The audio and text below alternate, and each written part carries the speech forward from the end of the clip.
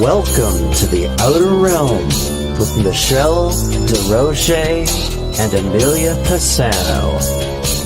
Airing live on the United Public Radio Network, 105.3 FM in New Orleans.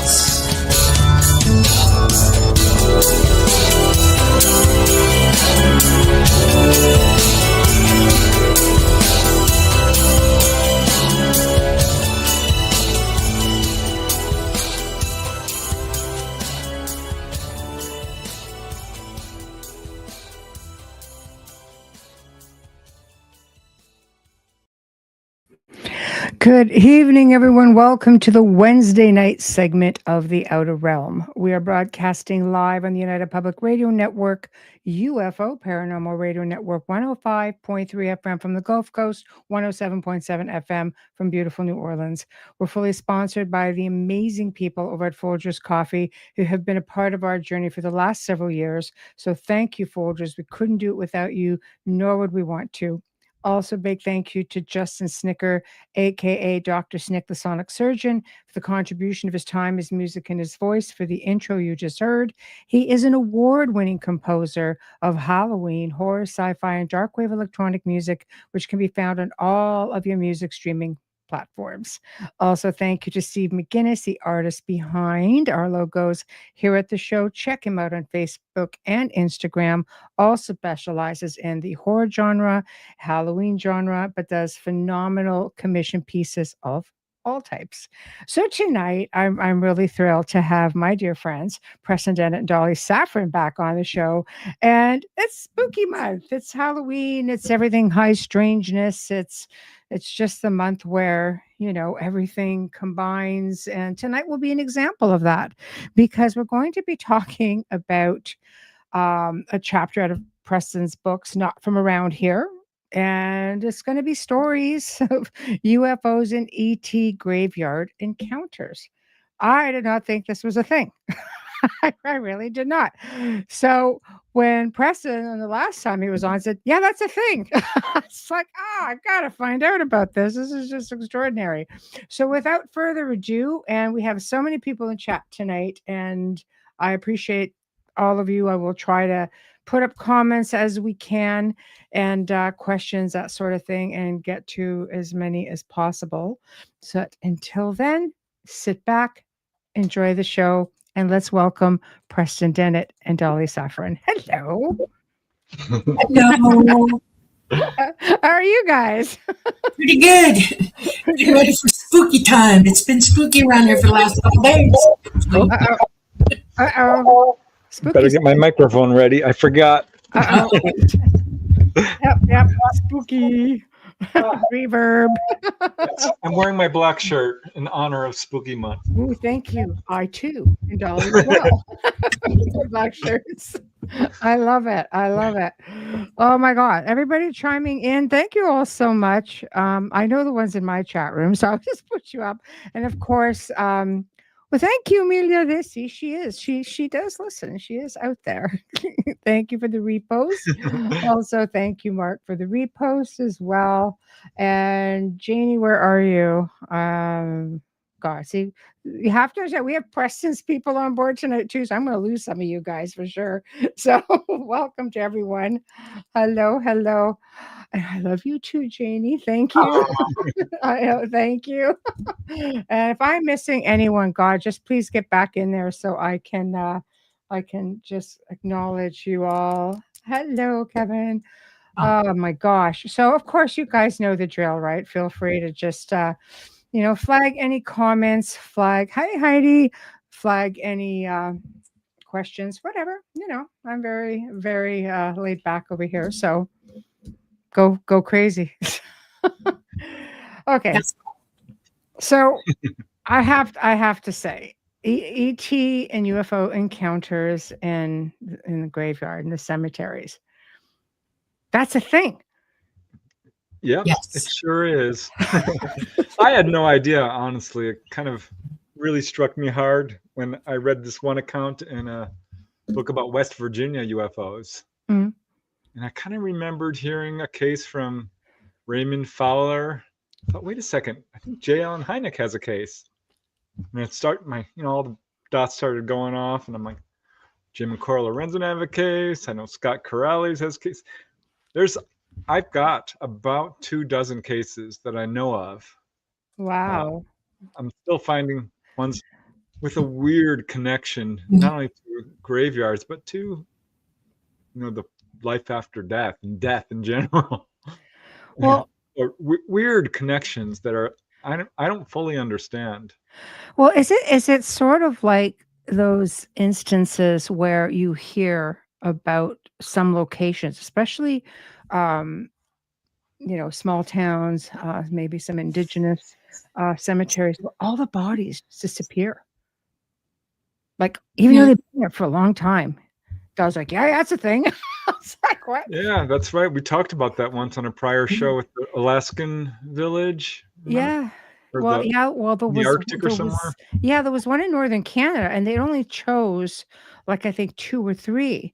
But Wayne and I were talking about this like a few days ago, and he goes, "No, I read something where literally the entire cemetery got emptied out, and they were just really old graves." I'm like, well, who would want that? Well, okay, some of us maybe, but I mean, like as far as we like those who like the macabre and things of that sort. But a lot of these were just gone. Taken out, holes in the ground. That's it. Everything gone. You have 100 people. Where do they go?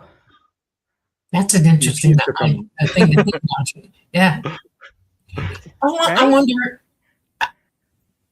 wonder. Okay, I wonder really hard whether or not that. I know that it's got to be some human, because I know of a graveyard out where I lived in Pine Mountain that emptied out like that, just holes left. And after digging, the authorities found out that the land was under refute by 2 different parties, and one of them really wanted the land, and they didn't want because the graveyard had been there for like 100 years. It's old Georgia graveyard that they was untouchable, and then suddenly it's all gone. And there's a huge investigation, and the people who wanted the land got in trouble for it because they're the ones that moved them. And that's a lot of work. Yeah, I know. It's insane. Oh, here it is, right here. Wayne says there was a village in Serbia, he believes, that had graves opened up and the bones removed, with the exception of 2 new bodies that were left undisturbed. Now the question is, were UFOs seen over that area by the people at that time? Yeah, no, it's definitely a thing. When I found out it was a thing, I decided to write an article for Fate magazine. Who I was doing really well with. I mean, they were publishing pretty much everything I wrote at this point, which was a huge step up because it took me years to get in that magazine. Wow. They just kept rejecting my stuff. But finally I got in, I got my foot in the door, and they were accepting all my stuff. I thought, this is going to be such a good article. This is going to get the cover. I know. They rejected it. Sacrilege. How dare they reject you? How dare you? Don't you know who I am? No. But I found out why, and I had to laugh so hard because Scott Corrales, another UFO researcher, had read the same book I did about West Virginia UFOs, found the case, made the connection, and wrote an article called UFOs Over Cemeteries. So I got my article published in the MUFON Journal, and it did get the cover, so I'm okay. Right. Okay, good. But it was really fascinating to see that he made the same connection I did around the same time. He found some cases I didn't find. I found some cases he didn't find. But it's absolutely 100%, hands down, I can prove it, a thing. Wow. Well, I have a question for you. I've been waiting a week to ask this on air to Preston personally, okay? Yeah. Because one of the things that I know a little bit about this from the ET side of it, okay? But I'm not talking about it yet.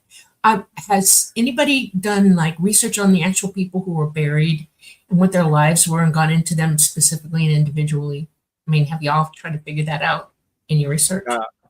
Yeah, well, I've speculated because I'm guessing they're contactees, but I have no idea because no research has been done on that. Okay. But I think that's I have to ask, Preston, most people in the cemeteries are, 6 feet under.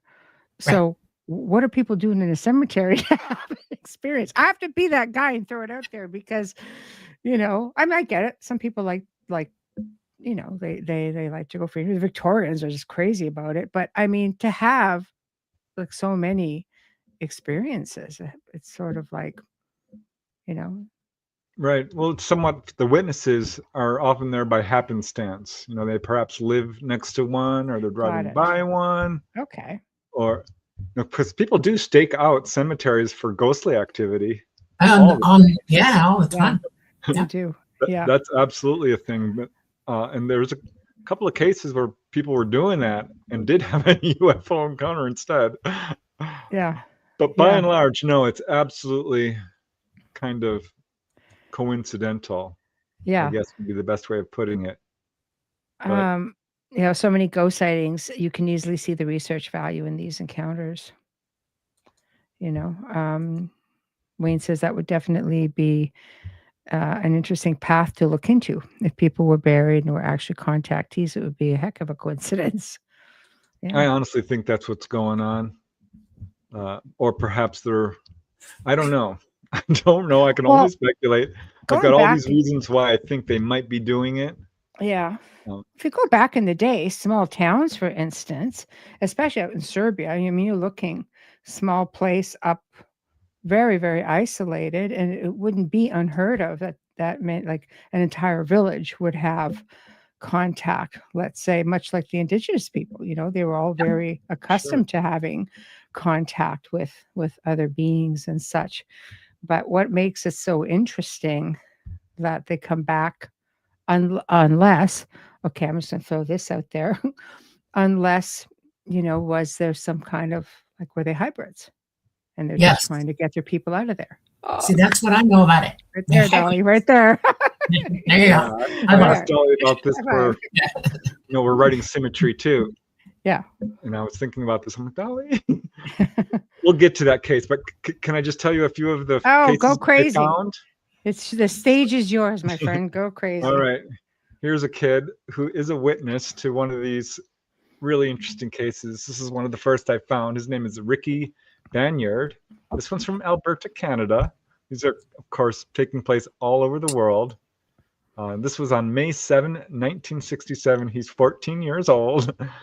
And he noticed strange beams of light coming down from an object in the sky and ran to the home of his friend, Glenn Coate.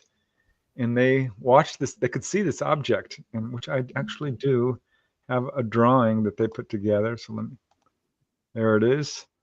This is basically what they drew, what they said they saw.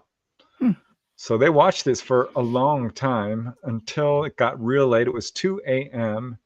and Glenn goes to bed, but Ricky decides he's going to stay up. This is Ricky Banyard. And he follows this beam of light to the ground and realizes it's shining directly on the Mount Pleasant Cemetery, which is right across the street, and shining right, making a kind of rectangular,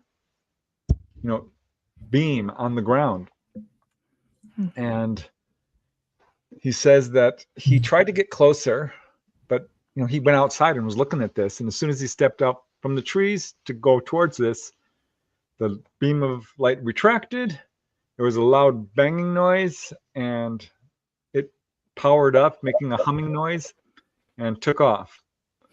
Now here's the really interesting part, which this is what really fascinates me, because on the report in this case, quote, an inspection of the cemetery yielded several unexplained rectangular black streaks on the sand and gravel paths leading among the graves. Rocks and pebbles were charred. None of the grassy area or trees appeared to have been harmed, but the cemetery foreman, Joseph LaForge, says that these marks were not there. So he says, I don't know what they are. They're pretty unusual. So interesting. This is not a case of just simple sightings. That's a close encounter of the second kind. So over the graves or on the path in between the graves? It was on the pathways. Okay. Among the graves. Right. So I'm not sure exactly what that means, but it's interesting because it's not just a simple sighting. And some of these are not simple sightings. The graves are being, some of them actually do affect the graves, as we'll see when we get to some of these cases. Yeah. And sometimes they're landing. There's a few cases with humanoids being seen. So this is not just peculiarity, isn't it? Like, the path between the graves, how they have rows of graves and then you have the paths that go in between them. So, and a lot of times like there's 6 feet between them. Like it's a substantial amount of space. So that's very interesting. All right. Yeah. So that's kind of a typical case. Yeah. Because most of them are, these are fairly low level objects. It's not someone sitting in the graveyard watching something fly by, right? Mm-hmm. These are cases where the graves, or the grave site, I should say, the cemetery, is being specifically targeted. I discarded any case where, like, I'm walking by a graveyard and a UFO flies by. Right. There's no doesn't connection. count. Yeah. Yeah. No, these are cases where it's clear that the graveyard is of interest to the UFO. And here is another really interesting one. This one occurred in Illinois, June 8th, 2011. A man was in his home when his dog starts acting up. I always love that because these are animal reaction cases. Mm-hmm. Mm-hmm. This is a form of evidence. She said she was overly restless and barking and just kept barking towards the south. So he takes the dog outside. The dog goes crazy, starts running around in circles. And this is when he looks up and sees this object, glowing white. It has colored lights on it. And it's hovering. He says it was hovering just above the graveyard at the end of our street.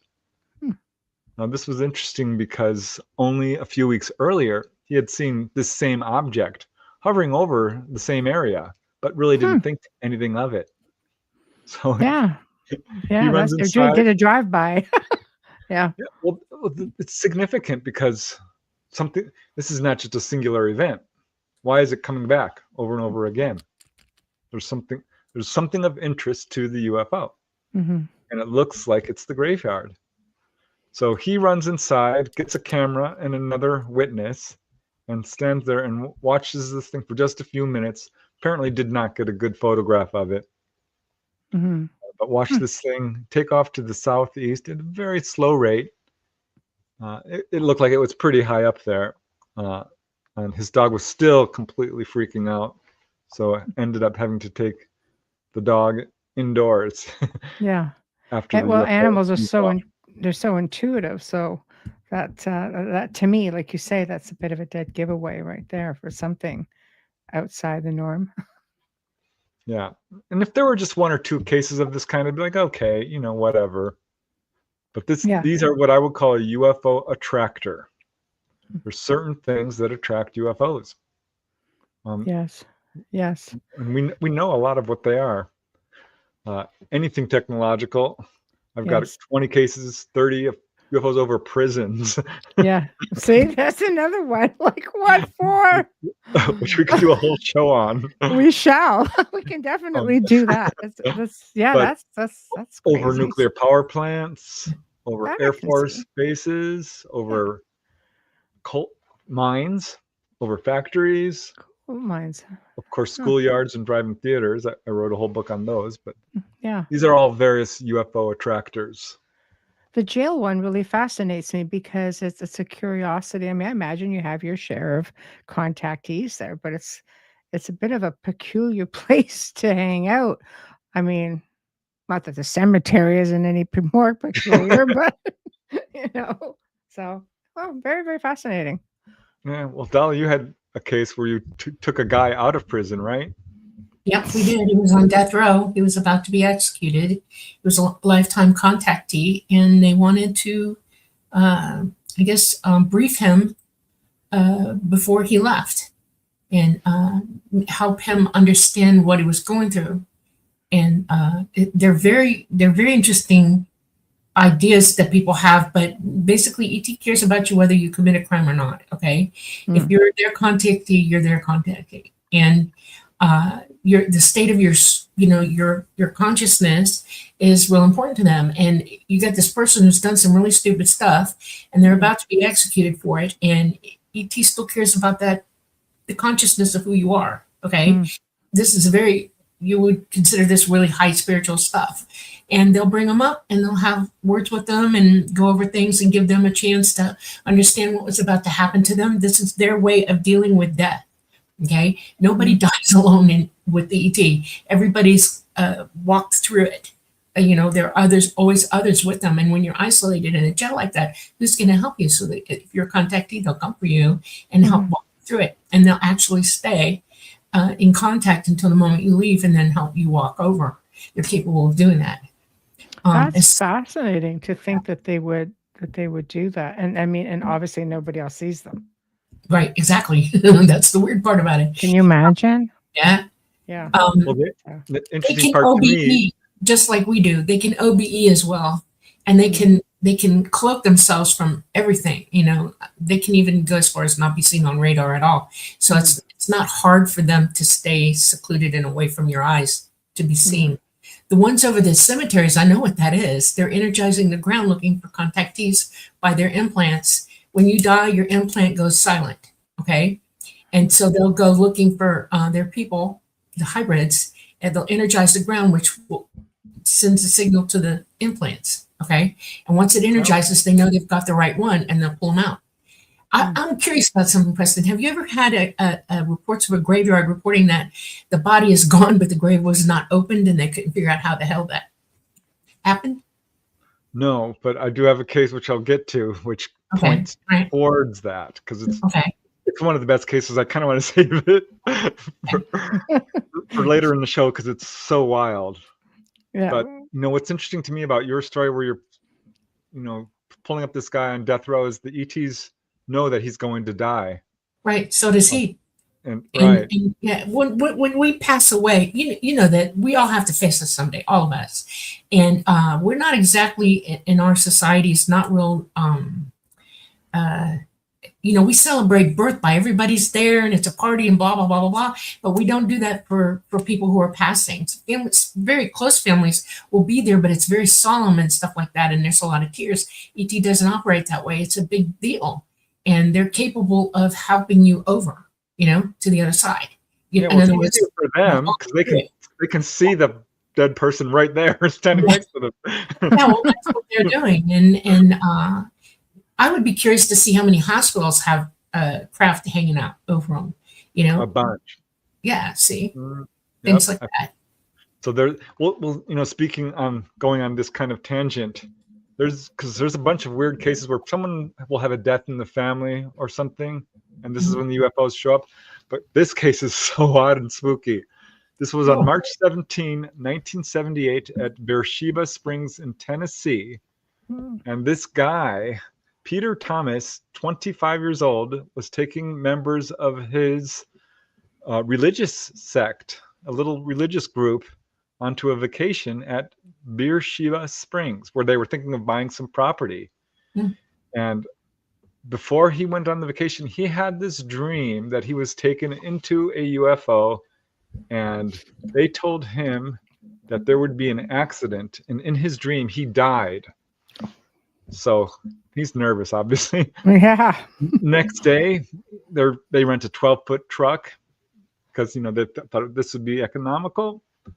And as they were going up, they saw a flying saucer, all of them. It was a big ball of fire that came in and darted across the sky and vanished. Now, this is not the weird part. What happened was this bus had an accident. It slid off the highway, tumbled 100 feet into the ravine, and killed 4 passengers and seriously injured the remaining 18 passengers. Wow. Turned out the driver was a little tipsy. He ended up being charged with murder for drunk driving. Wow. But Peter Thomas had told people about his dream, and then there was this UFO sighting, so they started blaming him for the accident. Oh God! Oh, no, that's not good. That's like calling him a witch. That's not good. So that's just a weird, spooky case and I've got a couple of those. There was another case where these 5 or 10 kids were playing out in the field, and this humanoid comes up and it's starting walking towards them, coming out of a gully, under a road. it had the jumpsuit. It had all the features we see with humanoids. Walking strangely, the kids felt like they were moving in slow motion. So there's the Oz effect, and they all ended up running away. But the weird part was, it was 2 days earlier, a gentleman had a motorcycle accident and had died at that exact spot. Wow, that's crazy. Yeah. Janie's asking, what state was this story in again? The one you just talked about? The Tennessee. bus one, Tennessee. Yeah, Tennessee, Janie. Beersheba Springs. Wow. Yeah, that's wrong that they went after him for that, but it's almost like a sort of premonition. Yeah, and we know that people who are contactees, their psychic abilities become sort of sparked or elevated or turned on, I guess. Yes. Yeah. Yeah. Wow. That's nobody came to help them out. No. Wow. That's crazy. So yeah, lots of weirdly spooky cases. Like here's the one I found from Jim and Carl Lorenzen, and this one is so weird. This was in 1967, and the witness is an anonymous owner of a funeral home. She did not want her name used. And it all began when her son came running in and said that there was a flying saucer hovering over the funeral parlor. And she assumed, right? Okay, so she assumed her son was imagining and just didn't pay any attention to it until a few days later.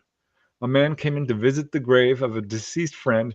He comes running inside and said that there is, quote, a disc-shaped metallic object hovering directly over the funeral parlor. So she ran outside to see. It was gone. But this is, again, not a one-off. This came twice over the funeral parlor. Yeah. Yeah. So what, I mean, well, I've got, you can have to assume, like, if the deceased was there and was a contactee or hybrid, or They like to collect their gear. They don't leave it to be found, you know? yeah, especially through cremation, right? Especially with cremation, yeah. Yeah.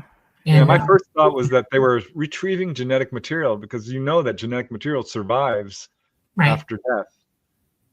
And For a certain amount of time. It's not the whole boat. Once the cells start to, you know, the mitochondrial DNA is the more prevalent one that survives the most. The other half of it goes very quickly after you pass away, unless they can get bone marrow from you. And just depends.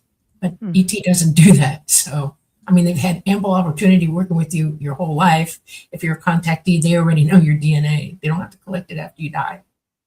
So yeah, that was kind of my theory. But one guy finally said, you know, maybe they're collecting implants. I hadn't even thought of that. It would make sense, because you cremate somebody, you know, because I've known people who've owned funeral homes, even like, let's say with a pacemaker, which isn't going to be quite as sophisticated, and they remove them ahead of time because they'll just explode right under heat. So I don't know, you know, about the chips, etc. But I mean, it definitely would attract some attention after the fact, if anything. Lifespan of the grays, if you want to touch I like on that one. question. Dolly? Yeah. Yeah, go ahead, Dolly. from what I understand, they can live up to 3,000 years old. Holy smokes. Yeah. Very old. Very, very old. 3,000 years old. Yeah. And, Is that average? pretty much from what I understand. I know that Mama's approaching 845 now. So, yeah. Jeez, can you imagine? Yeah. 100 years old and you're still an adolescent. Yeah. I love that. I think it's awesome. I want to be 145 and act like an adolescent. Oh. Pay no attention to him. He's young. You know, he's just 300 right. years old. Yeah. I wonder if they get crotchety when they get close to the 3,000 year mark.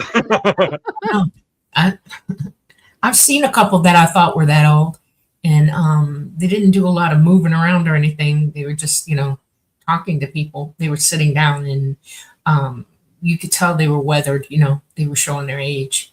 So it's wild. We got to give it to them at that age, that's for sure. They keep growing, right? They can get really tall. If the tall whites get really tall. Yeah, the grays do too. I've seen grays over 8 feet tall. Okay, never higher than that. But I've seen tall whites taller than that, like 10, 12 feet tall. I mean, That's monstrously crazy. tall. Yeah. Yeah, that's Wow. crazy. Wow. All right, Preston. All right, Next. Give me another one. Yeah. here's another really good case. This is another close encounter of the second kind, I guess you would call it, because it affects this time the witness, really, but also the environment to a certain extent. And this comes from J. Allen Hynek, who, of course, we all love and cherish as the father of modern ufology. He was part of Project Blue Book. He was the astronomical consultant. And after the Hillsdale College sightings defected and said, I'm done with Blue Book. These guys are a-holes. They're not telling the truth. And Wow, whistleblower. yeah, he went to the other side and said, that's it. Blue Book is a farce. I'm going to write my own book, and I'm going to become a UFO researcher and advocate. And he did a great job. Yeah, that takes a lot. That takes a lot to switch sides like that. Yeah, especially when, you're a scientist. Mm-hmm. So he was one of few scientists at that time. There was maybe five or 10, but he was definitely one of them. And this case, this is interesting. March 8, 1967, and this is in Leominster, Massachusetts. And this involves a young couple, a hairdresser and a painter, who went out for a drive to look at the newly fallen snow. It was 1 a.m., a clear night, and they're passing by this small cemetery outside of Leominster. And this is when they notice that the cemetery is completely shrouded in fog. Only the cemetery, nowhere else. So that's weird, right? Yeah. And as they're looking at it, like, that's weird, they see there's this glowing object hovering over the cemetery.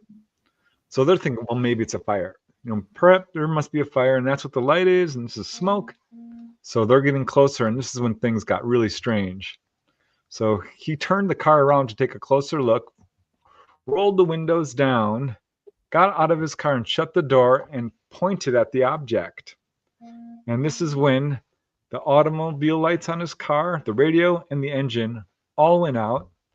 He felt what amounted to an electrical shock, which his whole body became numb and immobilized, and the arm he was pointing with went whack right against the hood of the car, and he couldn't move it. Huh. So I don't know what's going on there, Dolly. Maybe you have some theory? Was he wearing a watch? A metal watch? Doesn't say. Magnetism is a funny thing. When it knocks out the power in your vehicle, it can magnetize the car. And if you have metal on it, can attract it. So that's probably why his arm flew out to the car. I mean, it's possible. It didn't say. Makes sense. But he couldn't move a muscle. He said he could still hear. He could see. Oh, yeah. Well, when you're in that field, it's an interdimensional field they've just built, and you're incorporated into it, and you freeze. It's really not a whole lot you can do, when you're in that state. On that side of it, they're inside and they're totally protected from it, but outside the craft, that's all wide open interdimensional space, and it'll freeze you solid in your tracks. Yeah, it didn't say whether his wife froze or not, so I don't know about that. Yeah. But definitely it affected him, so he couldn't move. And this is when the lights in the radio came back on. The object started to rock back and forth. Mm-hmm. That's insane. Just saying. Why is that interesting, Dolly? It's because the lights in the radio they come were back trying not on. to destroy him while they got the heck out of there. That's why they're taking it easy, and they were trying to maneuver not to pull him up with them, because sometimes that happens to people. They get lifted off the ground, and it could have hurt him. And they were trying to swim back and forth to let him loose, shake him loose a little bit. Yep. Yeah. Hopefully lands in a tree and I don't know. Yeah.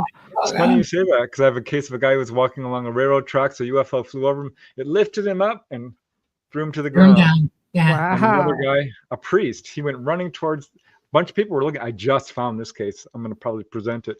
He went running towards this UFO. He's a priest, right? Goes running towards the UFO. Other people are watching it. He gets lifted up and tossed 20 feet. So, wow. It's a thing. If you get that close to that much magnetism, it's going to pull you up into it. It's like being attracted to electricity. Like when you touch something electrical and it just grabs you toward it. like Same lightning. thing. Yeah, kind of like that. Only massive dose of it all at one time. and it's all around you at once, and it can just lift you right up. Yeah, You know? two cases involving horses where that happened too. Horses. Yeah. Oh, all right. So at any rate, the car lights and radio and engine go back on. The object makes a loud humming noise and darts off, and they drive away. They're like, we don't want to go back there again. We've never seen anything like this. They were thoroughly shooken up. Oh, I know. Gosh, yeah. Well, I can see that. I mean, I don't We're know. not talking about this anymore. Yeah, I know. I know that's. I mean, it's interesting to have an experience to start with, but when you have something that becomes physical like that, I mean, that's gonna stir stuff up. Stays with you. Yeah, I guarantee you they had after effects too. You know, I'd be interested if you could still contact them to ask them, what was happening to you physically for the next month after that. Were you tired? How was your health? That kind of thing. To get any burns? That kind of thing. Yeah, that would be interesting to find out. Unfortunately, that probably won't happen because J.L. and Hynek is the only one who knows their names. This is what the brutal cover-up has done. People are too afraid to come forward. And it's ridiculous because so many people are having these kinds of experiences. For every case I find like this, I know there's 100 others. I know it because every time I put out a video on something, like this, people are like, "Oh yeah, that happened to me." I'm like, "Oh God." Yeah, but at least they're coming forward because you're going public with the stories. Yeah. Remember too, some of it I think is conditioning, like not just so much, like being fooled into, there's a weather balloon, don't talk or else. Like there's also conditioning of we don't talk about things like that, and it would stay within your family. Yeah. But if you went public with it, that's just, depending on the age, I don't think that would have been something that was overly common. More so now. And it's nice to see that people are finally coming forward. And then you get those deathbed confessions. Oh, or that. Is that a horse? That's our horse, yeah. Oh my gosh. Look at that face. She's like, what are we talking about? She's such a good dog. Aw, good girl. He's like, okay, I've had my. She's a lap dog. That's the problem. It's usually the way.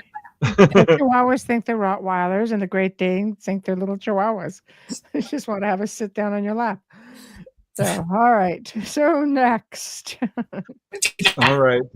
This next case comes from Raymond Fowler. I love Raymond Fowler. He did the Betty Andreasen case, the Allagash 4 in Michigan. There's few investigators that are as objective and thorough as Raymond Fowler. He's one of the good guys. I adore the guy. I've got all his books. He's amazing. And he was really one of the first to notice this connection. So I have a quote from him here. He says, according to Fowler, 23% of the cases took place over rural fields, a portion of which were actually cemeteries. And he said, I had no idea then that cemeteries would figure in future UFO investigations. Because he ended up finding a number of them. So kudos to Raymond Fowler for picking up on this well before anyone else did.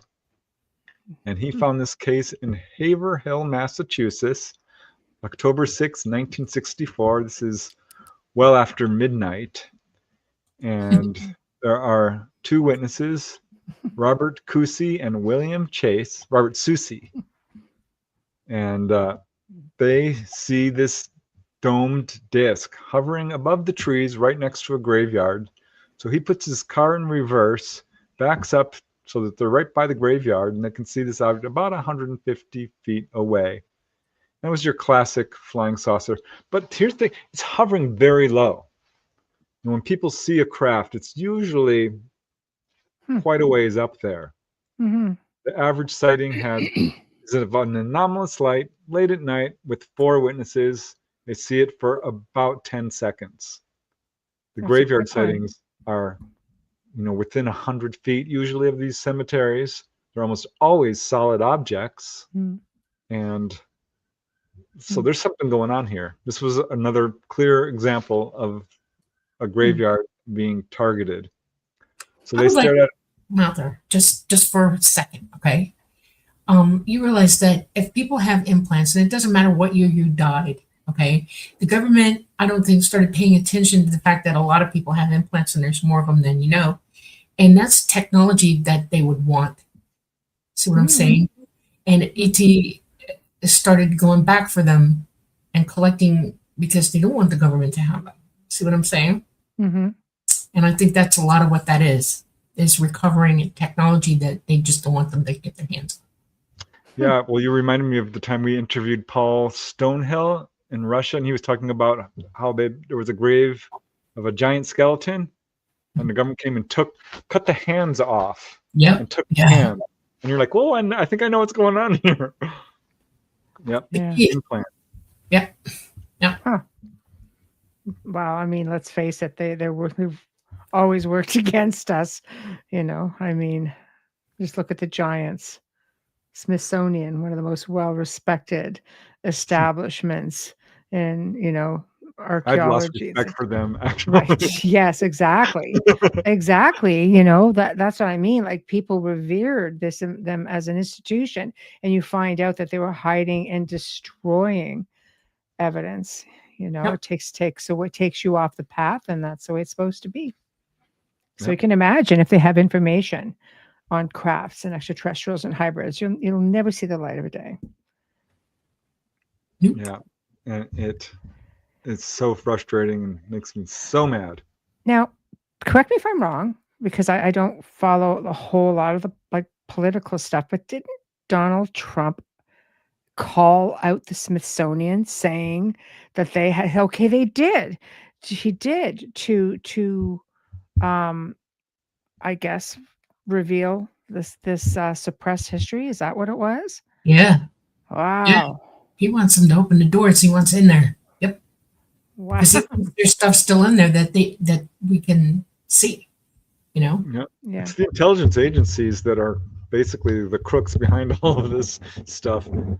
And yeah, the folks. I get a feeling the NASA files, you know, the moon tapes and all of that. Mhm. What if they're in the vaults of the Smithsonian? Just saying.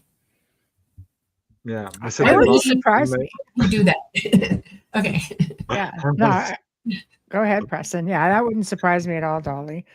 Not at all. Okay. All right, so in that Haverhill, Massachusetts case, the object just darted away.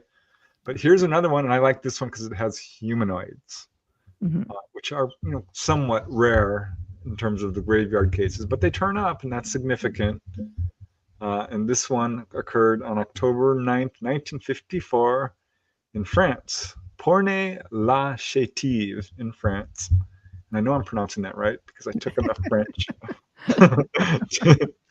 So these 4 children were ranging in age from 5 to 16 years old and were roller skating by the cemetery. And this is when they saw a round luminous object about 9 or 3 meters in diameter, 10 feet. So, and they were all watching this thing. And this is when they all saw this short figure appear beneath it. It was dressed all in black appropriately, but had large eyes and what looked like hair on its face. Really strange. Wow. Now, I will That's say, different. You don't hear about things like that often. no, but it does come up.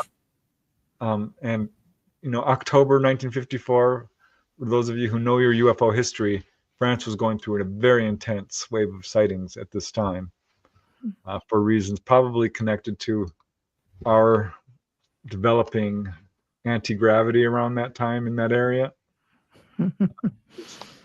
Yeah. At any rate, they saw this thing and it saw them. And so what does it do? It shines a, quote, blinding light at them, speaks in an unknown language, and scares the daylights out of them, and they run away, but turn around in time to see this object, which was basically not landed, but hovering right above the ground. Because, as Dolly says, they rarely land. They basically just hover right above the ground. People, you can call it a landing because that's essentially what it is. Mhm. But I guess the little humanoid went inside. They didn't see this, but they watched this object rise up and take off. So that's a humanoid case, you know. Mm-hmm. Yeah. In graveyards. I'm telling you, these guys are, I don't know if they're grave diggers or what's going on here, grave robbers, but they're just collecting implants. That's the best theory, I think. It seems to make the most sense. Yeah, doesn't it? Yeah. And I mean, again, if you're a hybrid, some hybrids are not as advanced as others either. You'd be able to see the differences if you, if they got a hold of you, government got a hold of you, let's say, or, the medical field got a hold of you. Yeah. Right. They've got a whole room, I bet, or a whole museum of implants that they've got. Yeah. We have some, for Pete's sake, Dr. Roger Lear, and what's the other guy, Daryl Sims? Oh, he's got lots of them. Yeah. Yeah. People just give them up. They just have them remove and give them up to people. I would say the vast majority of contactees do have implants too. There was a comment about that for you guys. Hold on. Here we are. Carrie says, am I hearing Preston and Dolly right that implants could be right in the bones? Yes. Okay. Yeah, they're in places you wouldn't. One guy I talked to, I talked to his mother and kind of threw his mother to him. He had an implant right under his back molar, under the molar. Oh, between the mandible and the molar. Yeah, in the space between. Yeah. Wow. But they can be just about anywhere. In the skin behind the ears is not uncommon. In the jaw, the hands, the arms, the legs. They're tiny. Yeah. I don't generally hear them. Maybe you can correct me, Dolly, in the actual torso of a person. Yes. They are then. Yeah. So they don't usually do the torso unless they're confident that it's not going to be bothered by anything. Right.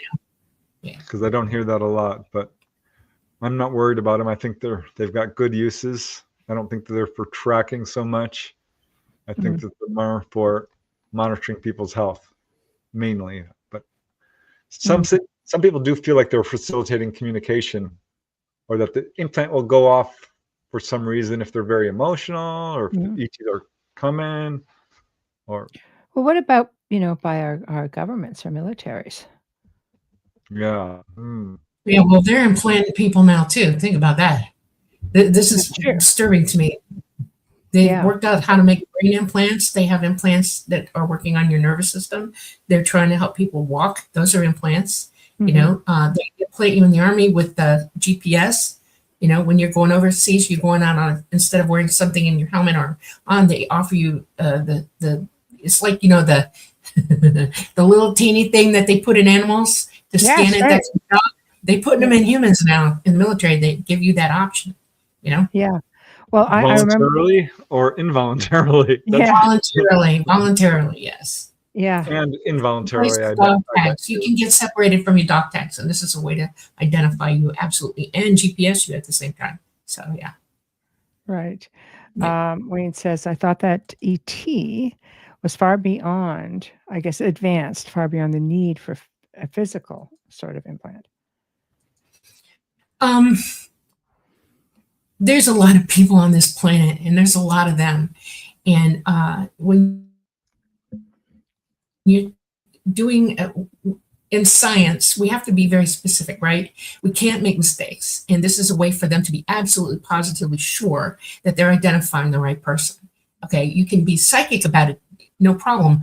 But there are those whose psychic ability makes that difficult for them. So they will implant you so that they know they're making exact contact with you. They have technology that is so advanced, it's not a big deal. They are implanted as well. They wear GPS, a type of GPS. So it's more like it's a light type of thing, and it has a frequency in it, that identifies each other. Well, that would make sense. I mean, if you had a craft go down and they were coming in to retrieve you, they had a case like that in Brazil, wasn't it? Where the ship came back to try to retrieve their counterparts, and they were just taken already by military. Yeah, they use different things, like when they're traveling, from planetary system to planetary system in a galaxy, they use frequency markers. It's the same thing, okay? And it's just a way of getting to you specifically. And when you have to be sure that this is the right person. You have to be sure it's a scientific endeavor on their part. You know, it's like your own medical attachment that monitors your body, makes sure you're okay, and things like that, and it just keeps up with you.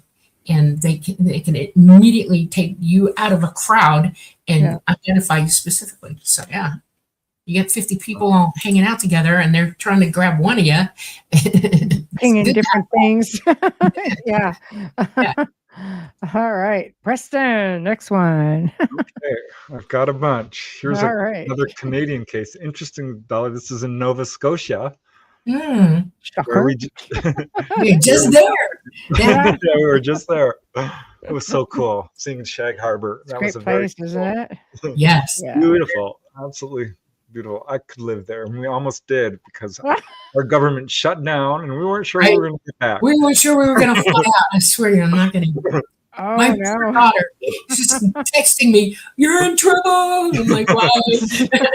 We're stuck up in Canada The on an government's island. still shut down. Unbelievable. Okay.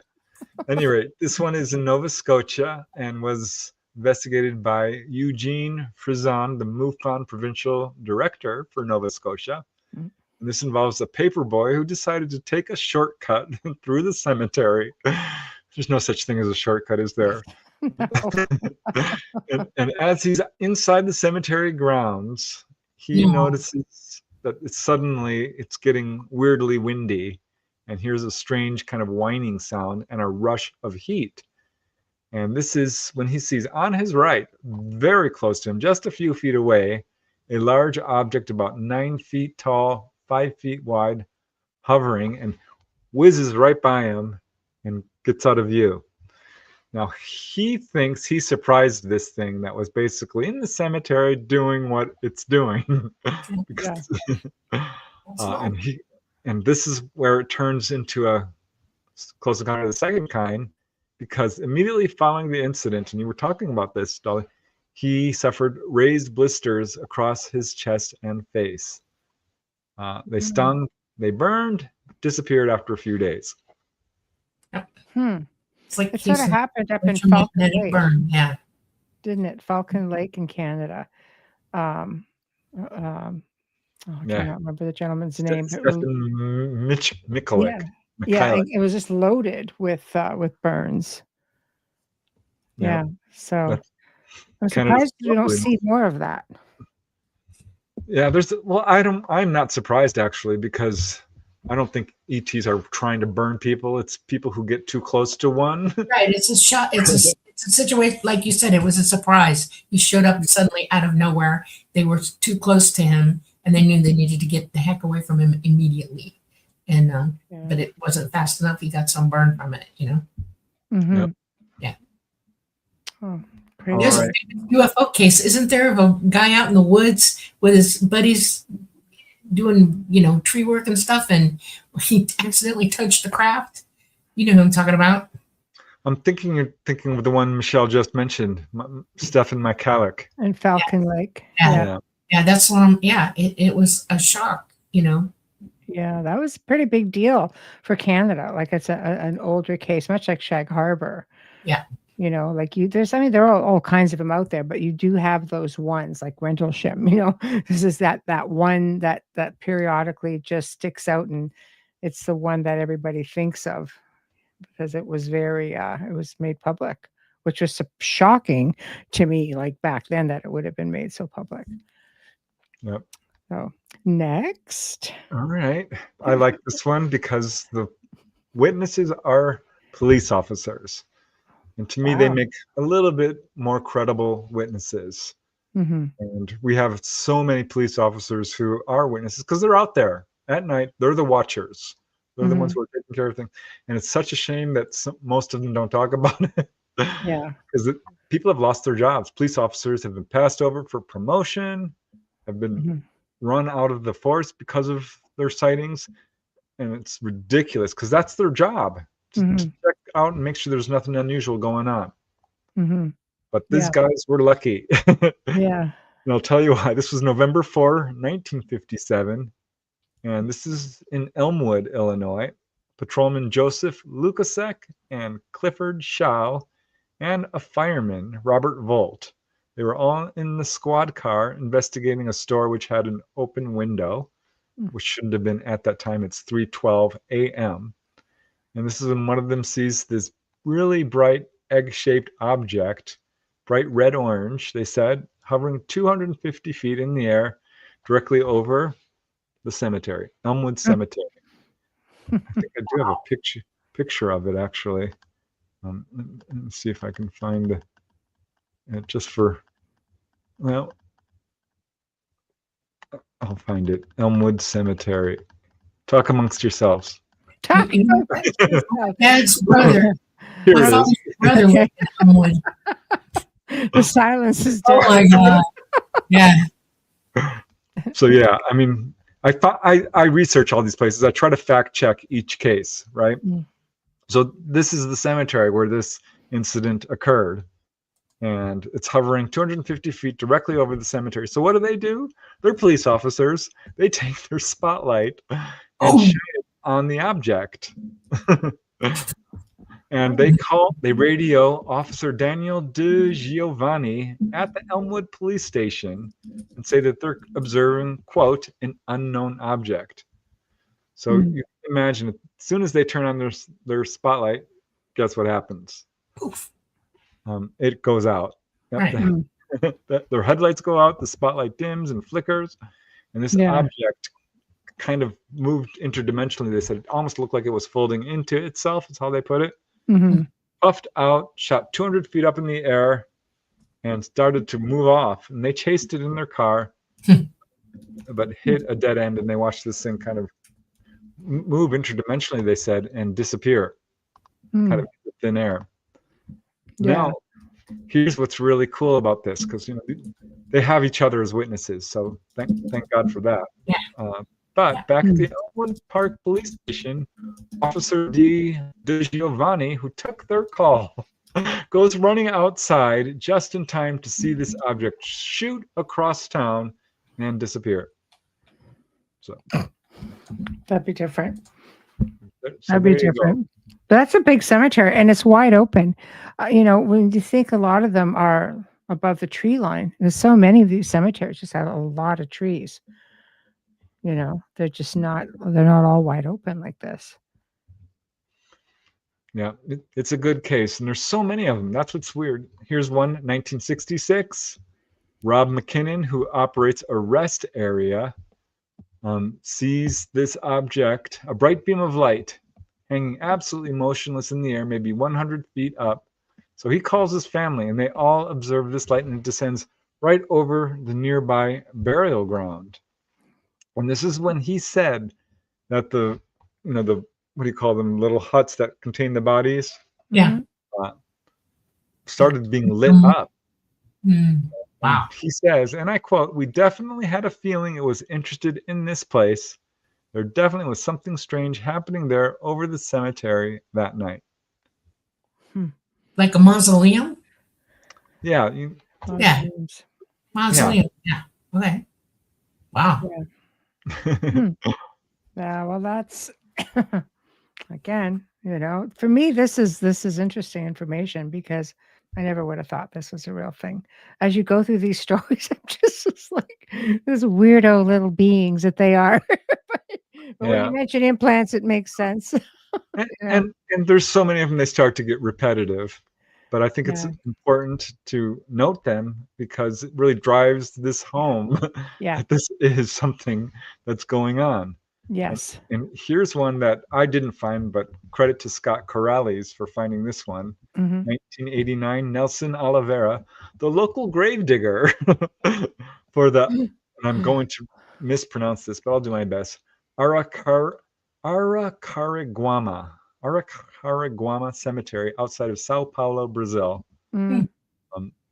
Brazil, that's a hotbed. He was interviewed by some really well-known Brazilian ufologists, and said he saw a classic metallic disc, which he said was shaped kind of like an upside-down hat. It's funny, people always use something that they're familiar with to describe these craft. Right. The Romans called them flying shields. Mhm. We hear like flying tortillas all the time, or look like a sombrero hat. So Mm. said this was hovering very low over the cemetery and stayed there for several minutes. And he watched it until it darted away. So that's close encounter of the first kind. Simple sighting. Yes. There it is over the cemetery again. Mm. Do they ever see them, land and do anything, or do people, ever come up on them, being landed and maybe sort of, witness what it is that they're there for? Well, wait till I get to the best Okay, case. we're getting to the save the best for last, Preston. Okay, I'm with you. I'm not trying to jump the gun Don't on rush me. purpose. It's just, gotta ask something. It's my show. I gotta come up with something. Because some of the cases are far more Yeah. dramatic than others. Yeah. Which makes sense. Some are just going to be simple. Mhm. I think a lot of people are catching a tail end or maybe the beginning, and they interrupt, and they're like, all right, we'll have to come back later. Well, here's a really quick question then, for Dolly. I mean, for us, when we bury our dead or we cremate them and we have like the celebration of life, could it be like a curiosity on their part? Like, how do they deal with the death and the physical after the passing? It begins as death is occurring, and they all gather with the person, and because they're highly evolved and they understand how to OBE or remote view. I mean, it's like they can jump out anytime they want. When a person passes away, they're all there waiting for this person to transition out of their body, and they welcome them into the other side. Okay, sometimes they'll even escort. They'll go with them and make sure that everything's copacetic about that. I've heard a couple instances when they're coming down to a cemetery, and they'll see people who are hanging out after they've passed, like ghosts, like as we would understand ghosts, and literally freak out when they see them because they can see them too. Okay. And I've heard a couple times of them trying to hitch a ride out, like they feel trapped and they can't go. Yeah. And they want to go. And sometimes I've heard a couple Wow. times where they've actually participated to help get them to the other side, escort them over, so I think the curiosity here is that sometimes, because when we're flying around and we don't have anything specific to do and we're trying to leave or we're going and there's nothing else to do and it's not late enough for us to leave yet, we look for things, we just fly around and do stuff. And if you're flying over the cemetery, you see 20 people standing there looking up at you and bloody well they're passed. That's a curious thing to look at. Yeah. And they see That's them, they know they're there. And and they'll find out. Way. It's identifying what the problem is. Some people are like, they don't know they're gone. Some people are just determined to stay with the family and they're not going anywhere. Some people are just, what's the word, too lazy to leave, waiting for something else to come. I mean, it's just a whole bunch of reasons why we don't leave this plane of existence when it's time. And so they do see that. I know that. They talk about it.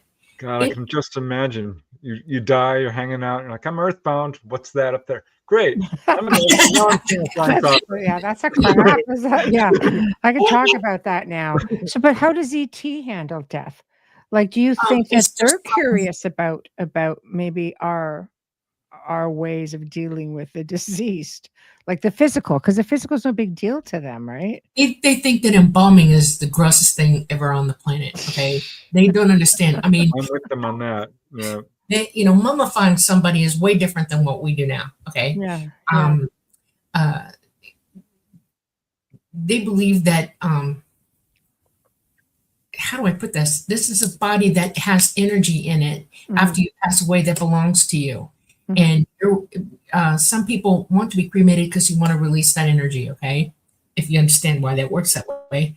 And so they cremate right away. I mean, they just don't mess around. Cremation. Okay.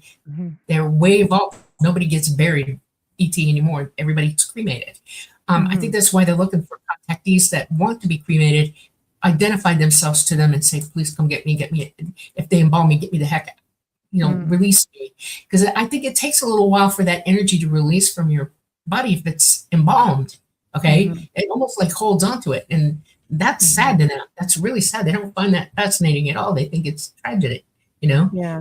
Yeah. um, I'm they just curious if there was this curiosity of like, what are they doing? Like, oh, they why are know. just Trust throwing them me, in a they hole? yeah, Yeah. they've been watching I us. think they know more about us than Yeah, we know about yeah, ourselves.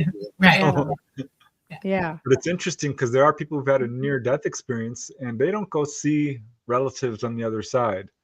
They're seeing ETs. It's a very few cases, but it does happen. Mhm. And Yeah. I did interview a guy, Don Anderson, who was taken on board, and they showed him his deceased father. He Hmm. came on board too.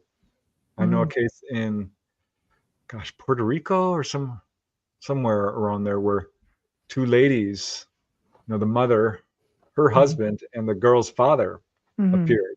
And there was this Mhm. huge reunion, and they were all very, very happy. They both recalled it, so this is not just a single witness case. Mhm.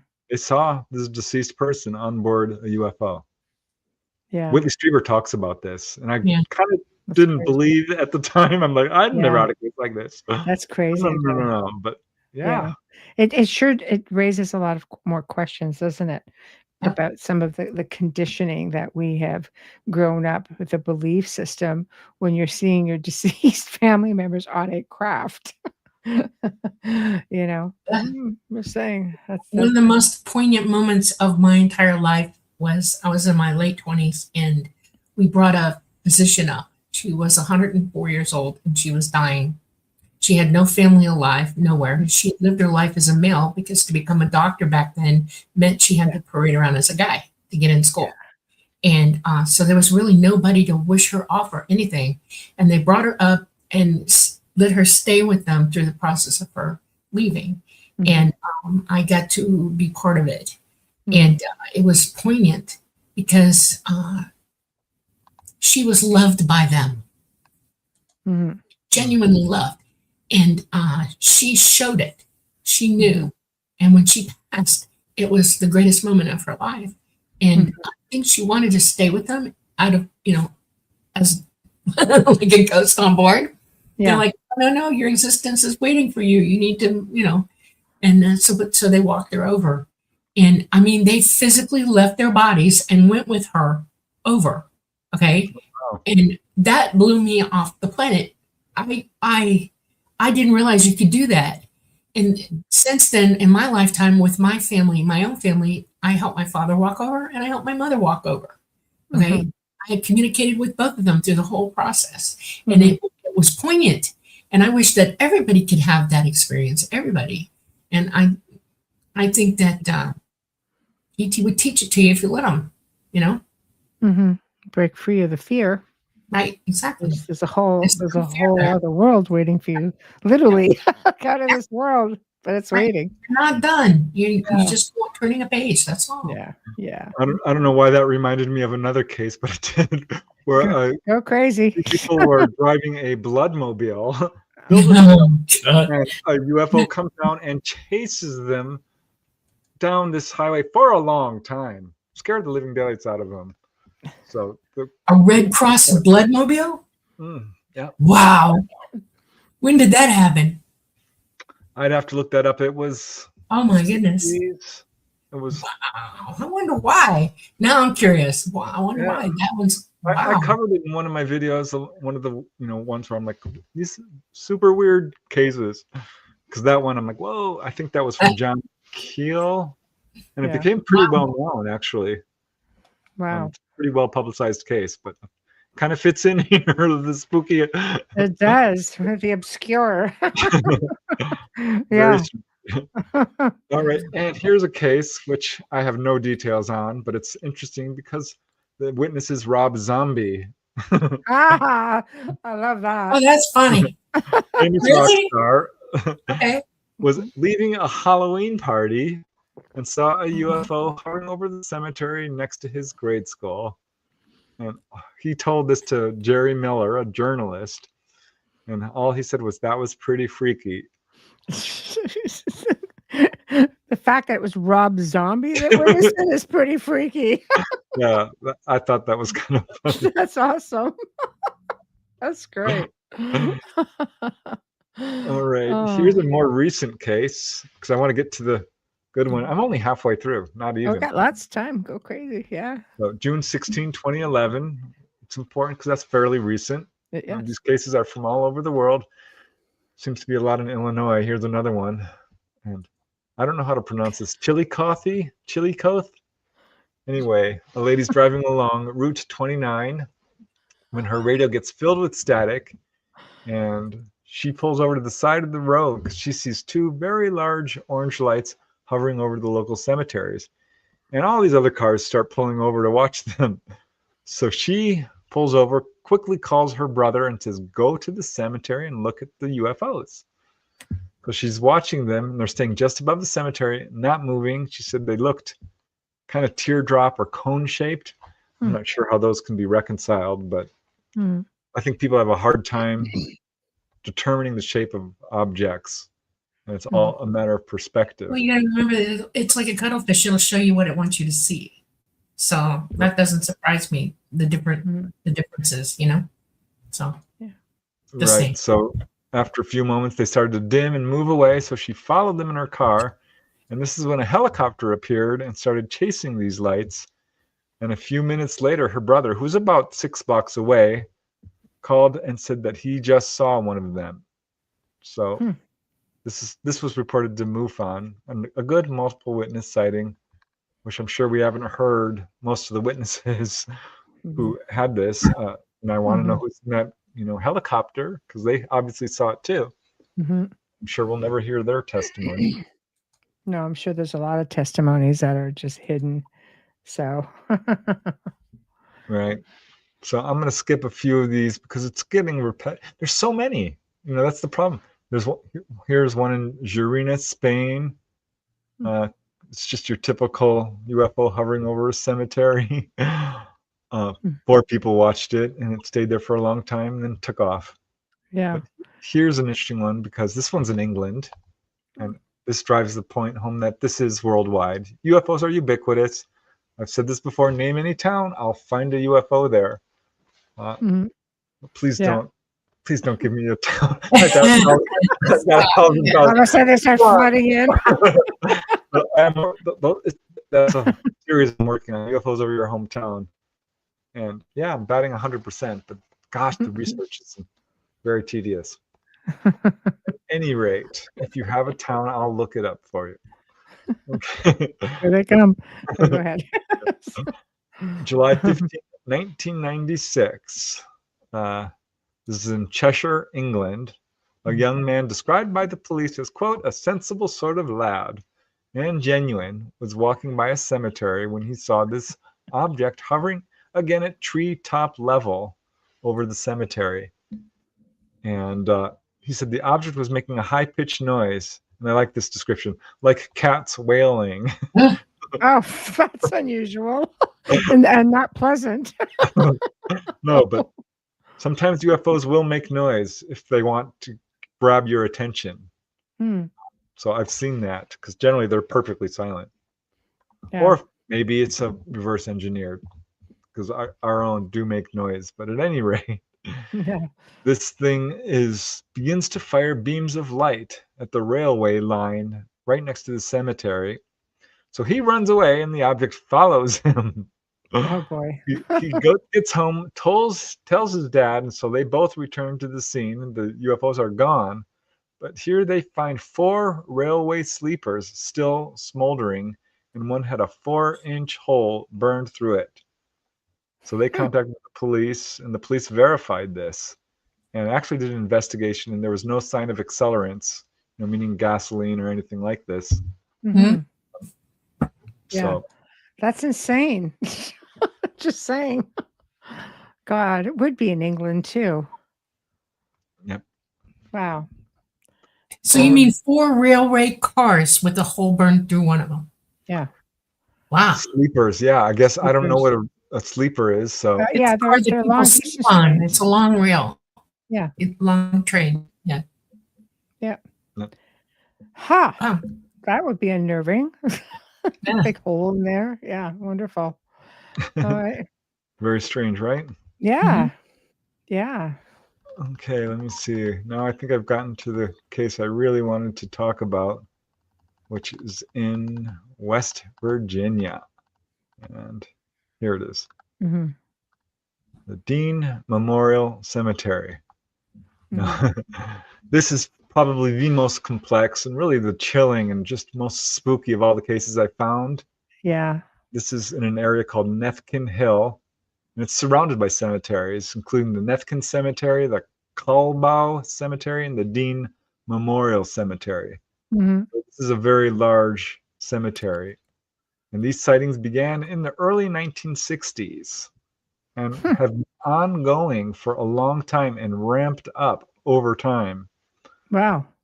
So, Wonder why. well, it's interesting because the Jones family is this is a small town, right? Uh, so the Jones family is one of many families who've seen UFOs in this area. And in April of 1968, two of them were driving by the graveyard when they saw what they described as a bright ball of light hovering overhead, 100 feet wide. Wow. And as they drove by, this object comes straight for them and goes over their vehicle. Huh. And they now see that, no, this is not just a ball of light. This was kind of the plasma field surrounding it. It was a metallic object for them. And it scared them. So they drive home and it follows them home, hovering over their car. They run into the house and this object is still hovering over their house. Everyone in the house sees it. They wake up all the relatives and watch this object as it starts darting from place to place and then darts off. Mm-hmm. Huh. Now, Wow. It's interesting as to the continuation of the events that keep happening. Like, what is it about this area that keeps them coming back? I think it's a cemetery because this is where all the activity is happening, and we'll see why actually. Okay. Right on. These are family cemeteries, and one of them are the Callos. They have Right. their own family cemetery there. Yeah. And one of the ladies in this family, her name is Amy, says, and I quote, "We'd all see lights during the late 1960s and early 70s going back and forth around the church area. I never wanted to see them, but I did." And they said they were not planes, they were not helicopters. And when they get close to them, they could hear these making sort of a high-pitched whining or buzzing noise. Huh. And usually were white, but not always. Her sister Vicky also remembers seeing them and said that she saw a silvery white elliptical-shaped object. And she always remembers being very afraid of these things because they were not airplanes, not helicopters. Nobody could identify them. Another member of the family, Clark, says that he saw one in mid-July 1970 hovering right over the neighboring cemetery, the Nefkin Hill Cemetery.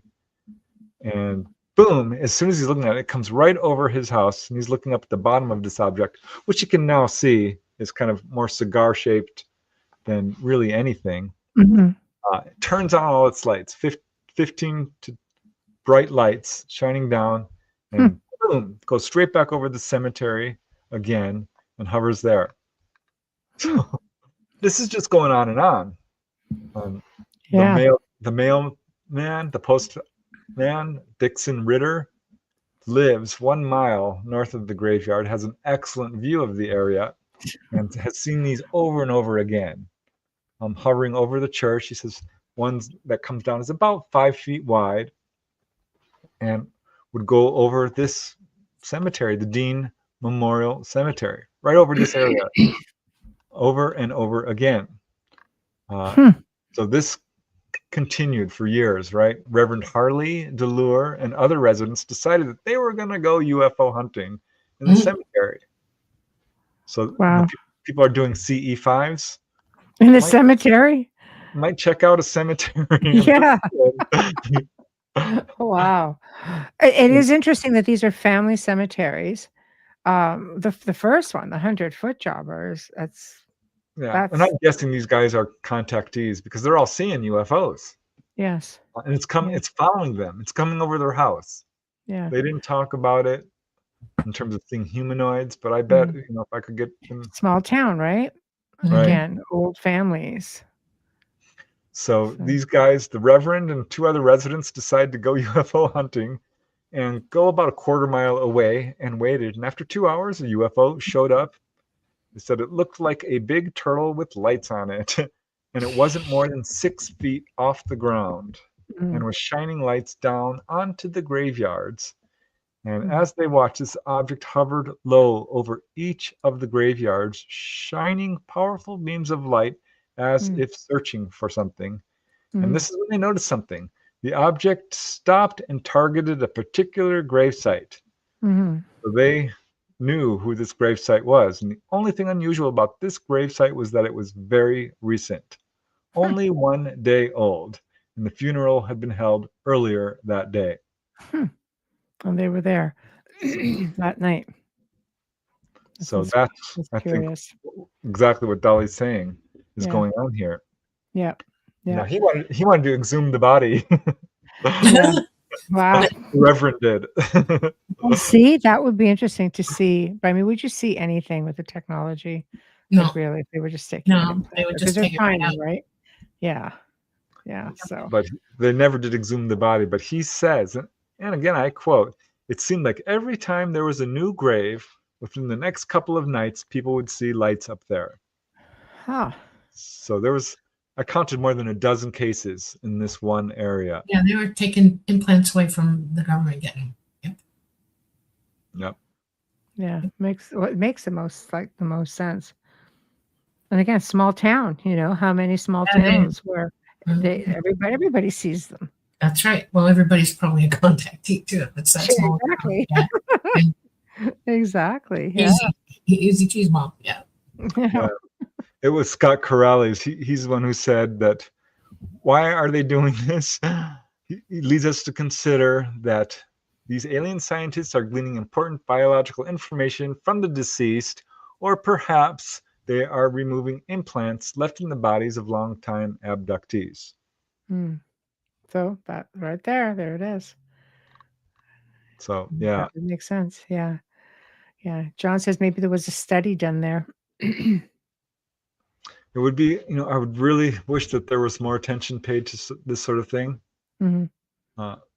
There wasn't. According to one researcher, there were some funeral homes that had some bodies missing. I looked him up. He's not a particularly reliable researcher, so I'm taking that with a grain of salt. Yeah. So but I don't know. Again, it's a curiosity if it's a thing, right? Yep. I mean, to completely go missing. It's very, very odd. Some of these cases are just beyond strange. And yeah. Well, keep sharing the weirdness, Preston. Share up the weirdness. What else you got?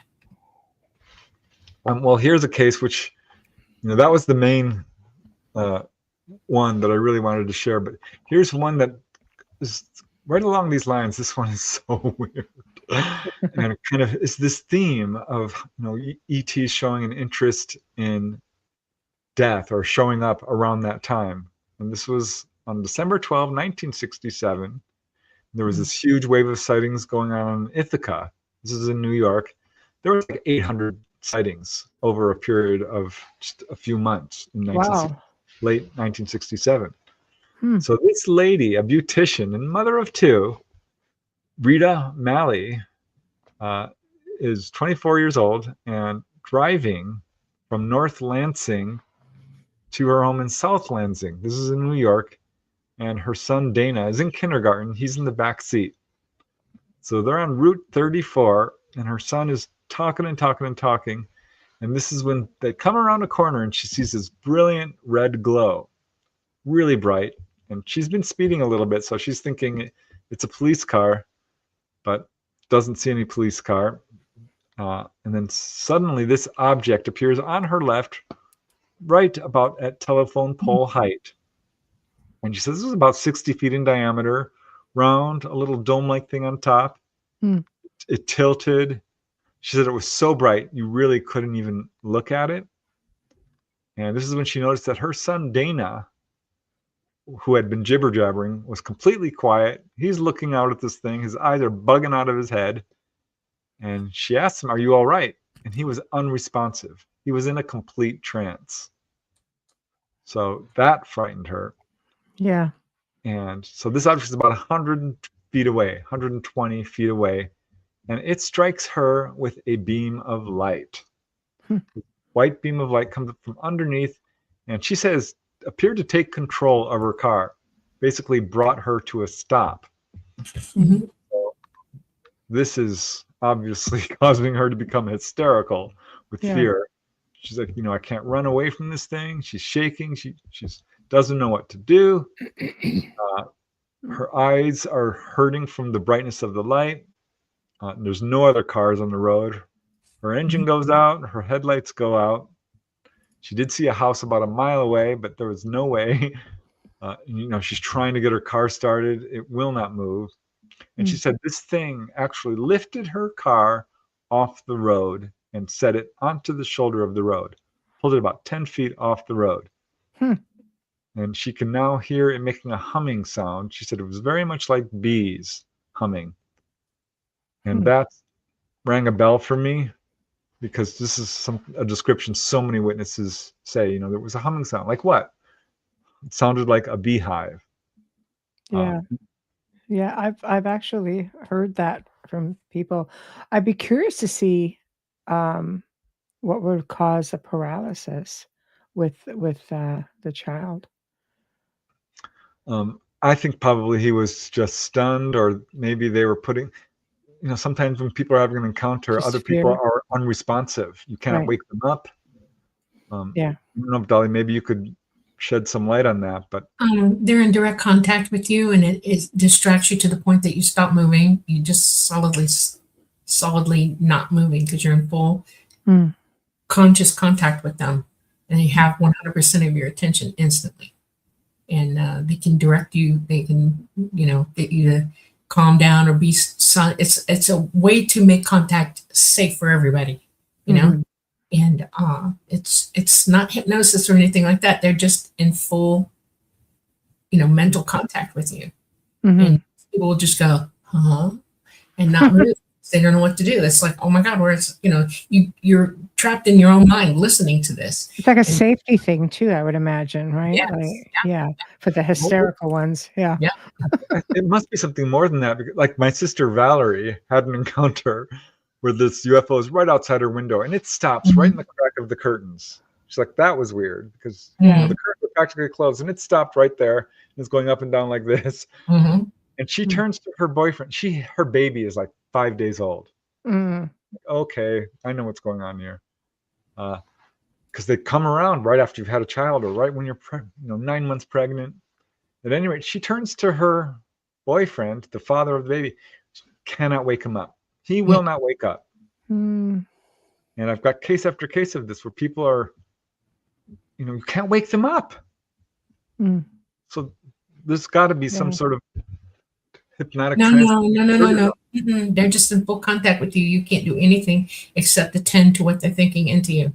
And it takes more than one ET to do it. In other words, you've got a contingent on a craft, and you've got 3 people. You've got 3 ETs on each person, 1 on each person, and they're directing you to do what they want you to do, and you absolutely obey it. It's weird. It's like in a situation where you're trying to panic and freak out, and you got that fright or flight thing. Fright will freeze you. You can't run. And if they're in full contact with you, that's hold you down. You can't move. And it's totally psychological on our parts that we obey that. Because sometimes there'll be 3 or 4 people in the car, and just one gets taken, and the other 2 are just sitting in their seats. They're just waiting. Where's Bob? I watched my own cousin on a beach do that. That 4th of July in 2014. I see 4 of them incoming. I don't know who they are. I'm watching them carefully, and come and go. 15 minutes, and I turned to say something to her, and she's literally like this. And I'm thinking, hello, are you in there? She's not moving, and she's not doing nothing. She's just, And then after they left, she came back too. We went we're staying, it was like the 4th of July. We had to get out of the zoo. When you're there 365, it's crazy, okay? One day we wanted to go somewhere. We went back to the hotel, went to bed, and 2 hours later, she got up and said, Pack, we're going home right now. And she sounded crazy to me. And we packed, we got in the car. She drove all the way home. She went to bed and didn't remember a bloody thing the next day, you know, and thought I was out of my mind. And I was like, well, okay, well, she took action really well there. You know, I know the fact that she couldn't have handled it emotionally, handled it at all. She was never going to be one to deal with that at all. And I think that's what happened. She went fight or flight, kept her under control, and she woke up and still panicking and decided to run at that point. And her brain just wouldn't let her go there, you know? All right, that makes sense. Humans are I've got so many cases of this. One lady, she was taken, she was brought back. She had been healed, but she ran around trying to wake up her 3 children and her husband. None would wake up. It took her 20 minutes, and then they woke up and they're like, all groggy and like, I don't know. That would wig me out as a parent. Even though I've had like good experiences, I think it would still wig me out as a parent when it's your kids like that. Oh, we have to answer this one. Yeah. From Polly. Hi, Polly. We love you. Thank you for your opinion on Atlas. Oh, 3-eye Atlas. Yeah. My opinion, I'll go There first. we go. Is that it is an unusual comet. We haven't had a lot of incoming bodies like this before, so it doesn't surprise me that they're still a little confused about it. But the main giveaway for me that this is not ET is because if they wanted to come here, they would be here instantly. They don't travel interstellar distances by plodding along through interstellar space like that. They are in their, solar system or wherever they are, and they do what Dolly calls light gating. And I've got many other examples of this from other contactees, and they come, if we're right over our planet and moving, that would be a different thing. No. I don't buy any. There's so much misinformation on this thing. I found a video of Michio Kaku that was completely AI. Oh boy! Him saying all kinds of stuff about this. Well, there's remote viewers all over the world are like, oh, there's people in it. And Mark D'Antonio said something at Shag Harbor because I asked him point blank about Avi, and he said that he was friends with him. They had a lot of conversations. They were very close, and he said this is not what he's saying. He said I don't know what people are saying, but that's not him talking. And then Preston, shortly after we came back, saw the AI version, and I thought, oh, this may be not be a standard comment. What did you say it was? It's more of a planetary shard or something. Oh, it there's lots of things in our universe, okay, especially in our galaxy. When a planet is destroyed, if the sun doesn't go supernova and absorb everything, okay, when it explains out, planets can hit each other. We have rogue planets in space everywhere, okay, and if 2 of them collide, that debris can go very, very fast from that collision. As a matter of fact, faster than a regular comet or an asteroid. And that's what's incoming on us is debris. And the fact that it has many different signatures and it's showing maybe the possibility of life or some, industrial thing is because it was probably a planet that got nailed, that had that advancement on it, and we don't know anything. I mean, they can make theories about everything, but until they have absolute proof, you just have to go, well, that's a nice theory, but it hasn't hit us. It didn't hit Mars. It's not coming back, and it's passing, and it's right in front of our sun right now. So we really see it lit up, and that's what it is. And you can use all the spectrometers or the new ones, they got the newfangled ones out where they see a little bit better of the scale, and all they're seeing is compounds and things that are unusual that we haven't seen. But how long have we been looking at comets in the sky? How long have we had the technology to see this? Well, Nick says it emits radio signals just as recently as yesterday. What kind of everything emits radio signals? That's BS. Our moon emits radio signals. Right. Your sun emits radio signals. If it was playing I Love Lucy or something, that would be different. That's BS. That's misinformation and disinformation. It's not true. See, this is where I go crazy when I hear stuff like that. It's like, please, so essentially, in your opinion, those of us who are intelligent enough. Is this a blue beam thing? Are they running with it? No, not at all. Use it as one. They might take advantage of it to say. That's what I was saying. Is they just taking the situation and running with it? And they're using it as an excuse to scare the doo-doo out of you. Okay, and don't let them. It's not not a real thing. You know, plenty of astronomers and astrophysicists are all saying the same thing. This is an unusual comet, and it's really cool, and there's great things about it, but it has nothing to do with us being invaded by ET or being watched or whatever. And it's not dangerous to us. Okay. You know, So being accompanied by at least 7 other objects, non-government. We have stuff coming in from the Kuiper Belt that has nothing to do with that. Yeah, we got okay, nothing. Yeah. While we're going through our pole change, you know, electromagnetically, we're going through our current sheet, and it's knocking things from the Kuiper Belt at us, and we're about to start seeing a lot of rogue stuff coming in from our own system at us, because that's part of what happens during a pole change, because of the magnetism and what's happening. So yeah, they're conflating things together to make you believe certain things. Don't go there. It's not true. Okay. All right. Yep. Go ahead. Preston, got All another right. story? Yeah. This is a really interesting. Rita Malley, she sees a UFO. Her son kind of in a trance. It shines a beam of light on her, pulls her car off the road, stops it. And so she's freaking out. What the heck is going on? Why is it doing this? Well, apparently it was doing it for a reason. And I have never heard a story quite like this. I've heard similar ones. But so she can hear this thing humming like a hive of bees. And she says, these voices come out of this thing. Now, her windows were rolled up tight. The wind's blowing. So this is not, normal by any means. But she hears what sounds like a chorus of voices. That also kind of hit a chord for me, because I've heard this sort of thing. People will hear messages from ETs, and it's like multiple voices speaking at once. And she says it sounded audible to her. And all of these voices were talking at the same time. And she said it almost felt like it was being translated into English, because the speech was a little bit broken up. But this wasn't telepathic, she says. It was external, coming from this thing.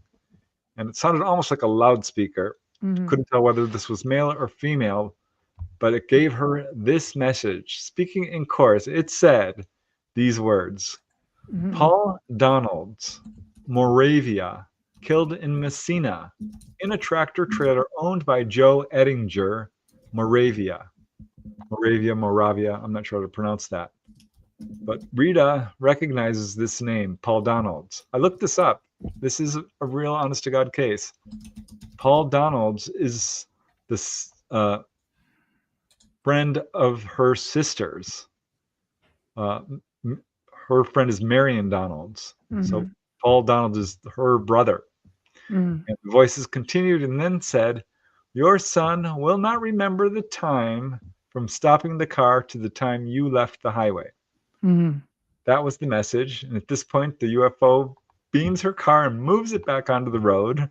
Her car lights come back on, and the car starts moving down the highway, still under the control of this object, until they reach a straightaway. And this is when the object takes off and Rita regains control of her car. And her son starts jibber-jabbering again. And she turns to him and said, did you see what Mama saw? And he said, no. So she goes home. She tells her husband she's got a headache. She's got neck pain. Her husband's absolutely shocked by this story. But it's the next afternoon. She gets a call from her sister who said, did you hear that Paul Donalds got killed in Messina? So she was, of course, shocked and asked her sister what happened. And it was just as these voices from the UFO had told her. He had been killed in a tractor trailer owned by Joel Ettinger. I found the records of this accident. I found the actual, time of death and the whole thing. It did happen. 4 p.m., December 12. It was 3 hours before her sighting, about 75 miles away. Paul Donalds was 29 years old. So that's insane. That's wild. That is a wild story. I have a theory about it. I think that she's a contactee, and they wanted to give her a message that was absolutely undeniable. Because, contactees have a way of explaining away, ignoring, denying, not thinking about it, forgetting, anything to not have to deal with this. Yeah. But they gave her a message. They're trying to get her to wake up. In other words, full on, there's no denying it. When it's in your face like that, you can't walk away from it anymore. It's real, you know? Mm-hmm. That's the way it happens sometimes for some people. They're being a little bit obtuse about it and they don't want to, and they fight it. And then they'll pull you in to give you absolute proof that this is really happening. And then you can't turn away from it. It's proof, you know? Yeah. Yeah. What did she do after that? I mean, you heard the story. How did she conduct her life after that? I'm curious. Do you know? She ended up contacting investigators and received all kinds of publicity, and that really was not what she wanted. So she refused to talk to anybody about it because her story got into Fate magazine and Popular Science magazine. Wow. And she just didn't want to talk about it. But apparently she did have a sighting after that. And that's all we really know. Mm-hmm. Yeah. It's such a weird case.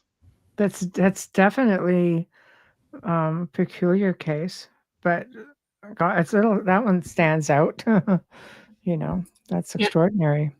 That's extraordinary. Yeah. And like I said, there's a number of cases out there where UFO will show up right before or after somebody dies. And I now ask contactees this, or whenever anyone has a close encounter, I'm like, anything going on at that time in your life? Yeah. People say, well, yeah, I just got divorced, or I just had a terrible breakup with my, girlfriend, was one guy what told me. People are diagnosed with an illness, perhaps, and a UFO will show up. I had my onboard experience on my birthday, which is, and I've had a few other birthday connections with some of my experiences. That's cool, though. Yeah. That's cool. I love that. It was my mom's death in 1984 that kind of sent me on a path towards, UFO research. So there's a weird connection there to these things. And every now and then I'll get a case that speaks to that. I think one of the weirdest I got was I was actually investigating ghosts. So, and there were these ladies who lived in a haunted apartment. It was so cool because this was in Van Nuys. I could go down there, and I did. But this had two witnesses. They were both, aspiring actors who didn't have enough money because as an actor, making almost nothing. Starving actors, yeah. So they rented a one-room, really cheap apartment. Like, wow, this apartment is so cheap. Yeah, we can afford it. And so they soon found out why it was so cheap. Yeah, it was a retirement building, and people were dying all the time. They said there was an ambulance every week pulling somebody out. Oh, wow. Oh God.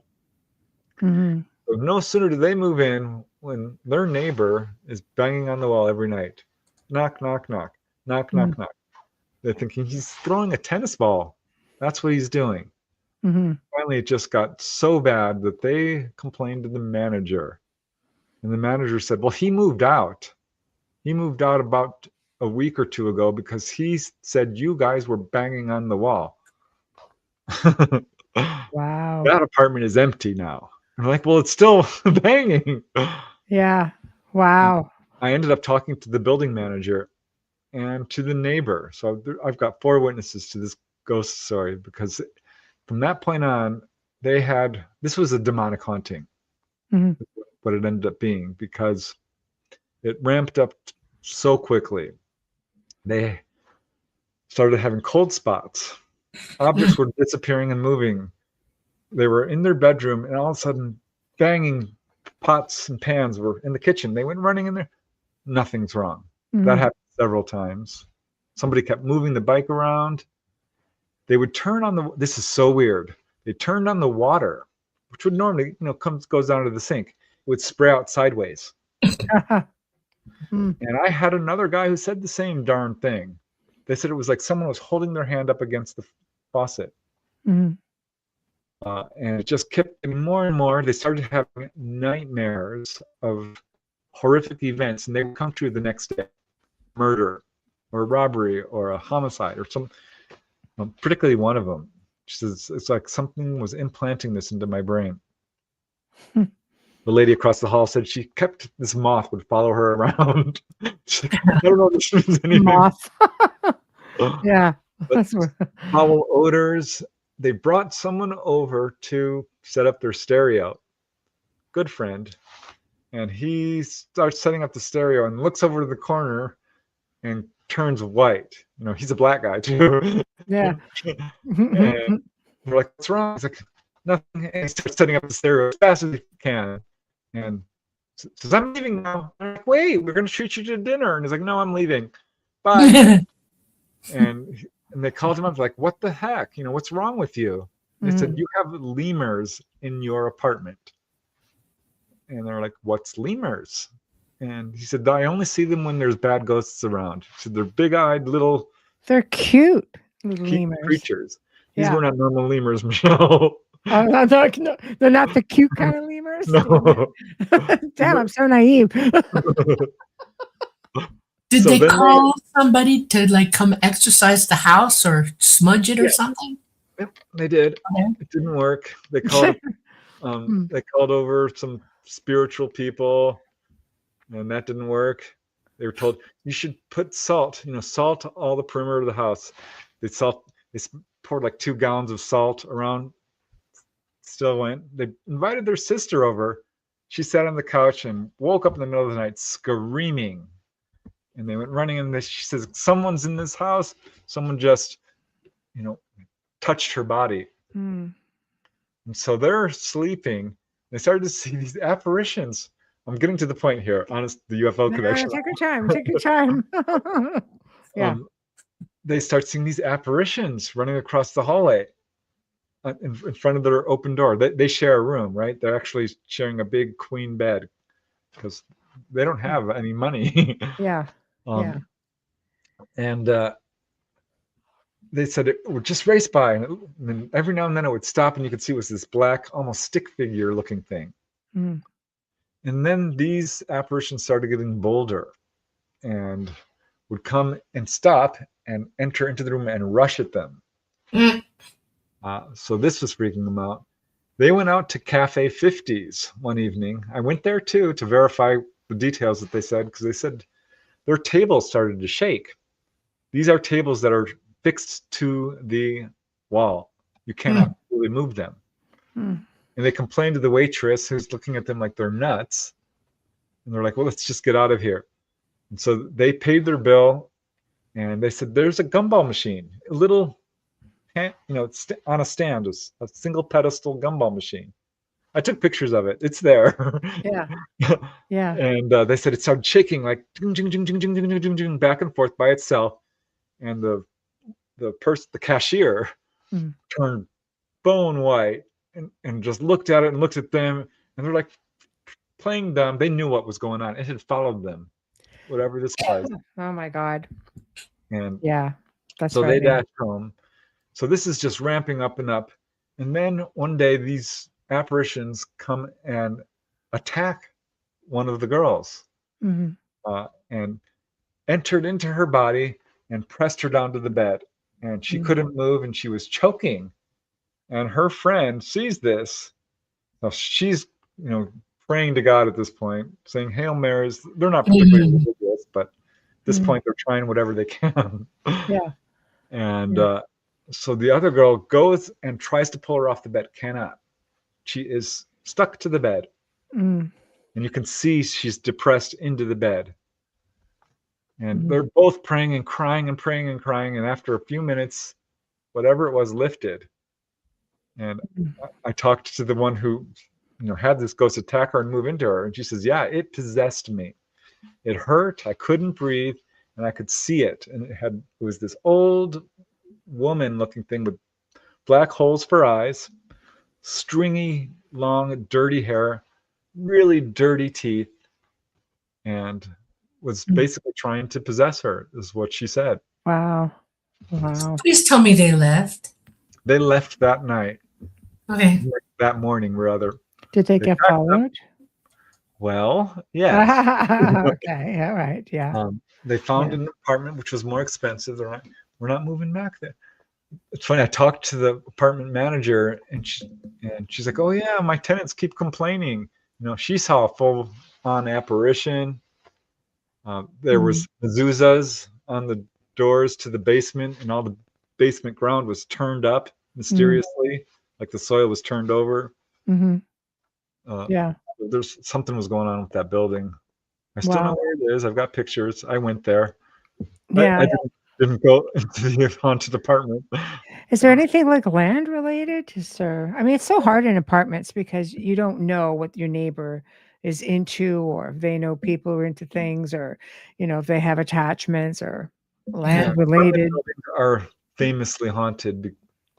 Cheap apartments because people go there and they do drugs Yeah. or they But do awful things, yeah. all Yeah. kinds So of they're awful just things. wide Right? open to that stuff. Yeah. Like bullseye on their back sort of thing, right? So they found another more expensive apartment, which they couldn't afford, but Mhm. who cares at this point? Yeah.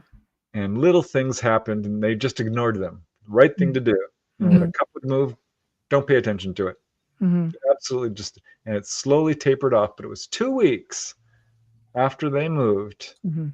that they were in their apartment, and suddenly they hear this really loud buzzing noise. Mhm. It's just getting louder and louder, and they're looking at each other like, "Oh God, what is this? Is this an earthquake?" No, it's a buzzing noise. So they rush out onto their balcony, and Mhm. there's a UFO, Oh God. Great. and it is a V shape, and it's Ooh. got lights on it. It's not a triangle; it's a V shape, kind of VU shape. Mhm. Lights all along it. It's hovering right over their balcony, and it's, how do I put this? It's tilted at an angle, so it's showing its bottom to them. Mhm. Um, Mhm. and they watched this thing in absolute astonishment. And for just a few minutes, when it smoothly moved up and darts off, and they said, I don't know what to think of this, Preston, but whatever it was somehow connected to what we just went through. This was, Ooh. There's a Let lot me of ask you a connection. question. Did the spooky stuff stop after they saw the ship? yep. That's why the ship, their contactees, they knew they were being haunted by something bad, and they rid them of it. That's All why. right. Yep. Mm. Though I will say that, they ended up moving, getting separate apartments. Oh no. The other girl took a job as a phone sex operator. And Yeah. the haunting started again for her, and she was Oh lifted Lord. up, thrown to the ground, and pinned there. And after that, she stopped whatever she was doing that was causing this, Mhm. because Yeah. I think Yeah. she was doing some stuff that was, opening her up to this sort of thing. Well, there's so many similarities. Like everything is connected Yeah. in all the fields. Everything is connected with that. So, I mean, you look at, for example, somebody had mentioned, the hag. The hag, and it holds you down, sleep paralysis. And aside from a lot of the sleep paralysis, logical, scientific reasons, there are people who report having extraterrestrial experiences where they feel sleep paralysis, like they can't move while everything is happening, but they're witnessing everything going on around them. Like, there's definitely some connection. So that is a very a fascinating story. Yeah. Well, here's another graveyard case. Yes. This was in the summer of 1964, and this comes from Walter Webb, a Mhm. really good researcher. He wrote The Year of the Humanoids. Yeah. So he's a good researcher, and this one occurred in Lawrence, Massachusetts, Mhm. and the researcher got a tip that a UFO had allegedly landed at a cemetery in Lawrence, Massachusetts, Mhm. and would he come and investigate it? So he agreed, and Mhm. they interviewed a group of children who said that they had seen this object land in the cemetery. So they go in the cemetery and they're staking it out, right? And they're going through there and they're looking at all the graveyards. And then they find out a few days later that there had been a grave robbery in this same cemetery. And the Like the police whole- busted them because they thought, the police thought that they were the ones who were robbing the graves. Oh, it's It just sad. gets It always weirder, right? Yeah. Just gets weirder. Oh my Did it take the God. whole casket or the body or what? I mean, how did that happen? It doesn't say, just a grave robbery. Wow. That's So insane. apparently a body was taken. And I don't know, people do take bodies because You do. they're- It's an age-old problem, hence the terms, like what grave robbers, the term Saved by the Bell, the graveyard shift. I mean, a lot of these old Victorian terms come because of grave robbers, and it's how they knew that people were not always dead when they went into the ground. It's the grave They robbers break that out of a saw the lead claw blast. marks and You Oh, go yeah. into a coma and they need the bell inside the casket so they Exactly. can dead ringers. Yeah. Saved by the Bell. But if you didn't have somebody on the graveyard shift to hear the bell, then Yeah. you're SOL. Yeah, that, pretty much. You go nine. But yeah. Yeah, it's insane how that goes. All right, got time for one more story? Want to do one more? I basically gave you all of the cemetery stories I got. Okay, so that's good. But- No, this is good. That means we made it to the end and you got to tell all your stories. But I will say there was one case I investigated which had all of it at once Yeah. in terms of the paranormal, because this guy said he had a UFO land in his backyard in Canyon Country. Mm. And the next night, a Bigfoot showed up, roaring. He could read its mind. It could read his mind. That was the first time I heard of Bigfoot being telepathic. But Yeah. it turns out, yeah, that does turn out. But the interesting part is, he said this horrible haunting broke out right after that. And this was a full-on haunting, with doors opening and closing and footsteps and cold spots. And it went on for a couple of months and then petered out when a UFO showed up a second time. And he said this was not a normal-looking UFO. He said, don't know how to describe this, but it looked flat. It looked almost two-dimensional. Mm. It glowed red, and it had this weird shape. He drew it for me. It was right near the house, so it was clearly connected to all of this. But I don't know. These were the weird cases that started me, like, I need to figure out what the connection is to all of this. Yeah. And I figured it out, I think, because a lot of contactees will have contact, and they start seeing shadow people. They'll start having mediumistic abilities. Mm. We talked to Irina Scott. She had Yeah. a full-on UFO encounter, and all of a sudden, things are moving around. This is you. This is our bioelectric fields causing stuff to move around, or now you have a whole new awareness, and you can see dead people. Mm-hmm. You already had that ability, but encounter somehow, Dolly could probably explain it better than I could, ramped it up or ignited it. Well, Yeah. it's like, you get a kid and he's learning how to walk, so mom and dad hold him by the hands and they help walk him, okay? And they get used to walking. And it's mom and dad encourage him to use the ability to walk. That's what happens. Psychic ability can ramp just because you're encouraged to use it or you're put into the situation to use it. Your brain goes, oh, I know what that is, and it keeps going. Yeah. Yeah. It's igniting your ability. It's teaching you to be psychic, Yeah. Follow your instincts and rely on those. Yeah, for sure. All right, guys, talk about Lakegate. Who's your next guest on Monday night? Ooh, we got a good one. He's from Space Weather Observers, and he is the one that is talking about the poles shifting and all of that. And I found it interesting. A month ago, he finally came out and admitted that there's probably ET, which was a big one for him because he went, I don't want to talk about it. And he admitted it's real. And so I conned him.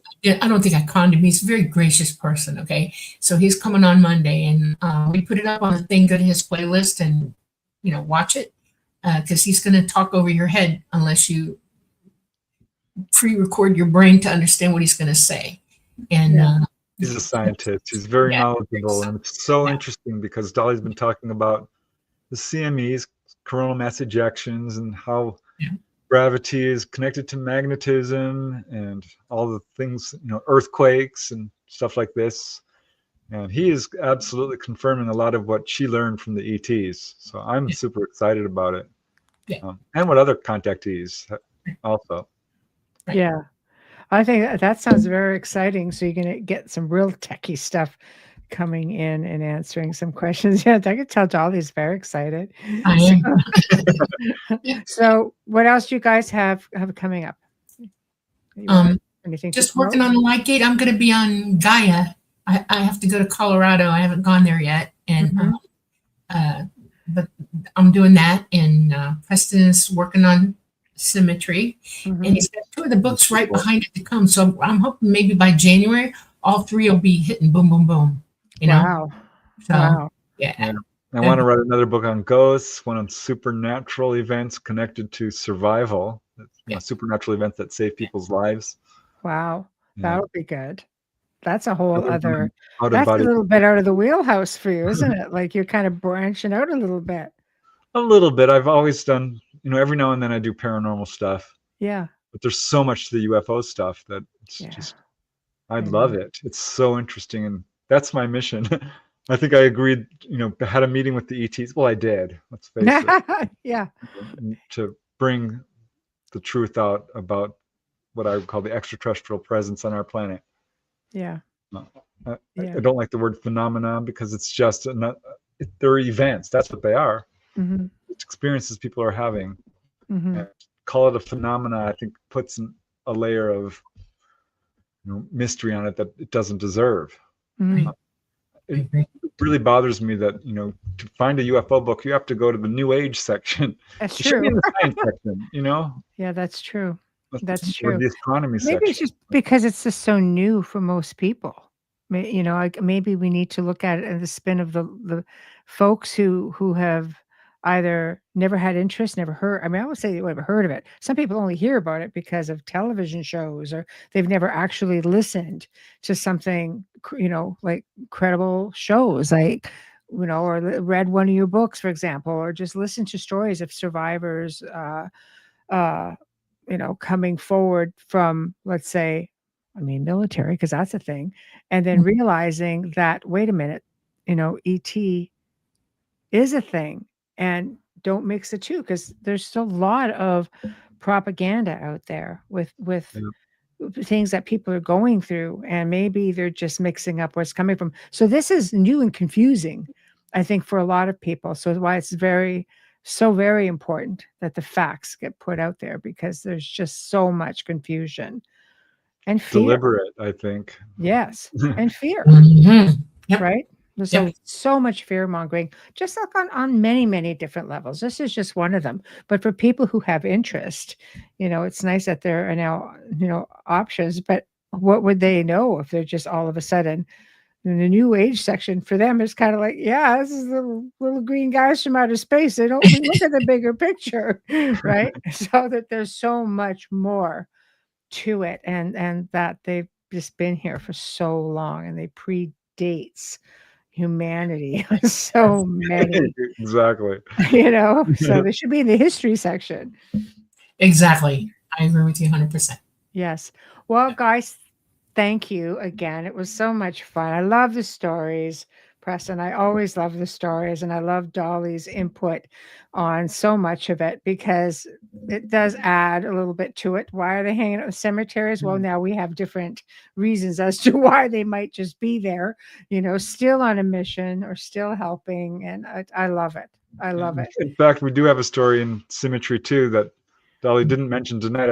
I was hoping you might. Yeah. But No, let that be a surprise. All right. Oh, we're not going to put it out there. Not yet, no. Okay. But it's a good one, and it relates directly to this about ETs visiting a cemetery and why. Yeah. Very poignant, very touching. I love it. I love it. I'm looking forward to it. And I'm looking forward, of course, to anything that you write. So you guys, the next Symmetry book is just going to be mind-blowing. I have no doubt about that. So for those of you who haven't gotten the first book, get the first book. You got to get the first book to be able to get and understand. Make more sense that way. Yeah, exactly. So everybody in chat room, both from Preston's YouTube, our YouTube, all our network YouTubes, and Roku and Rumble and X, thank you guys all for tuning in. We appreciate you all so much.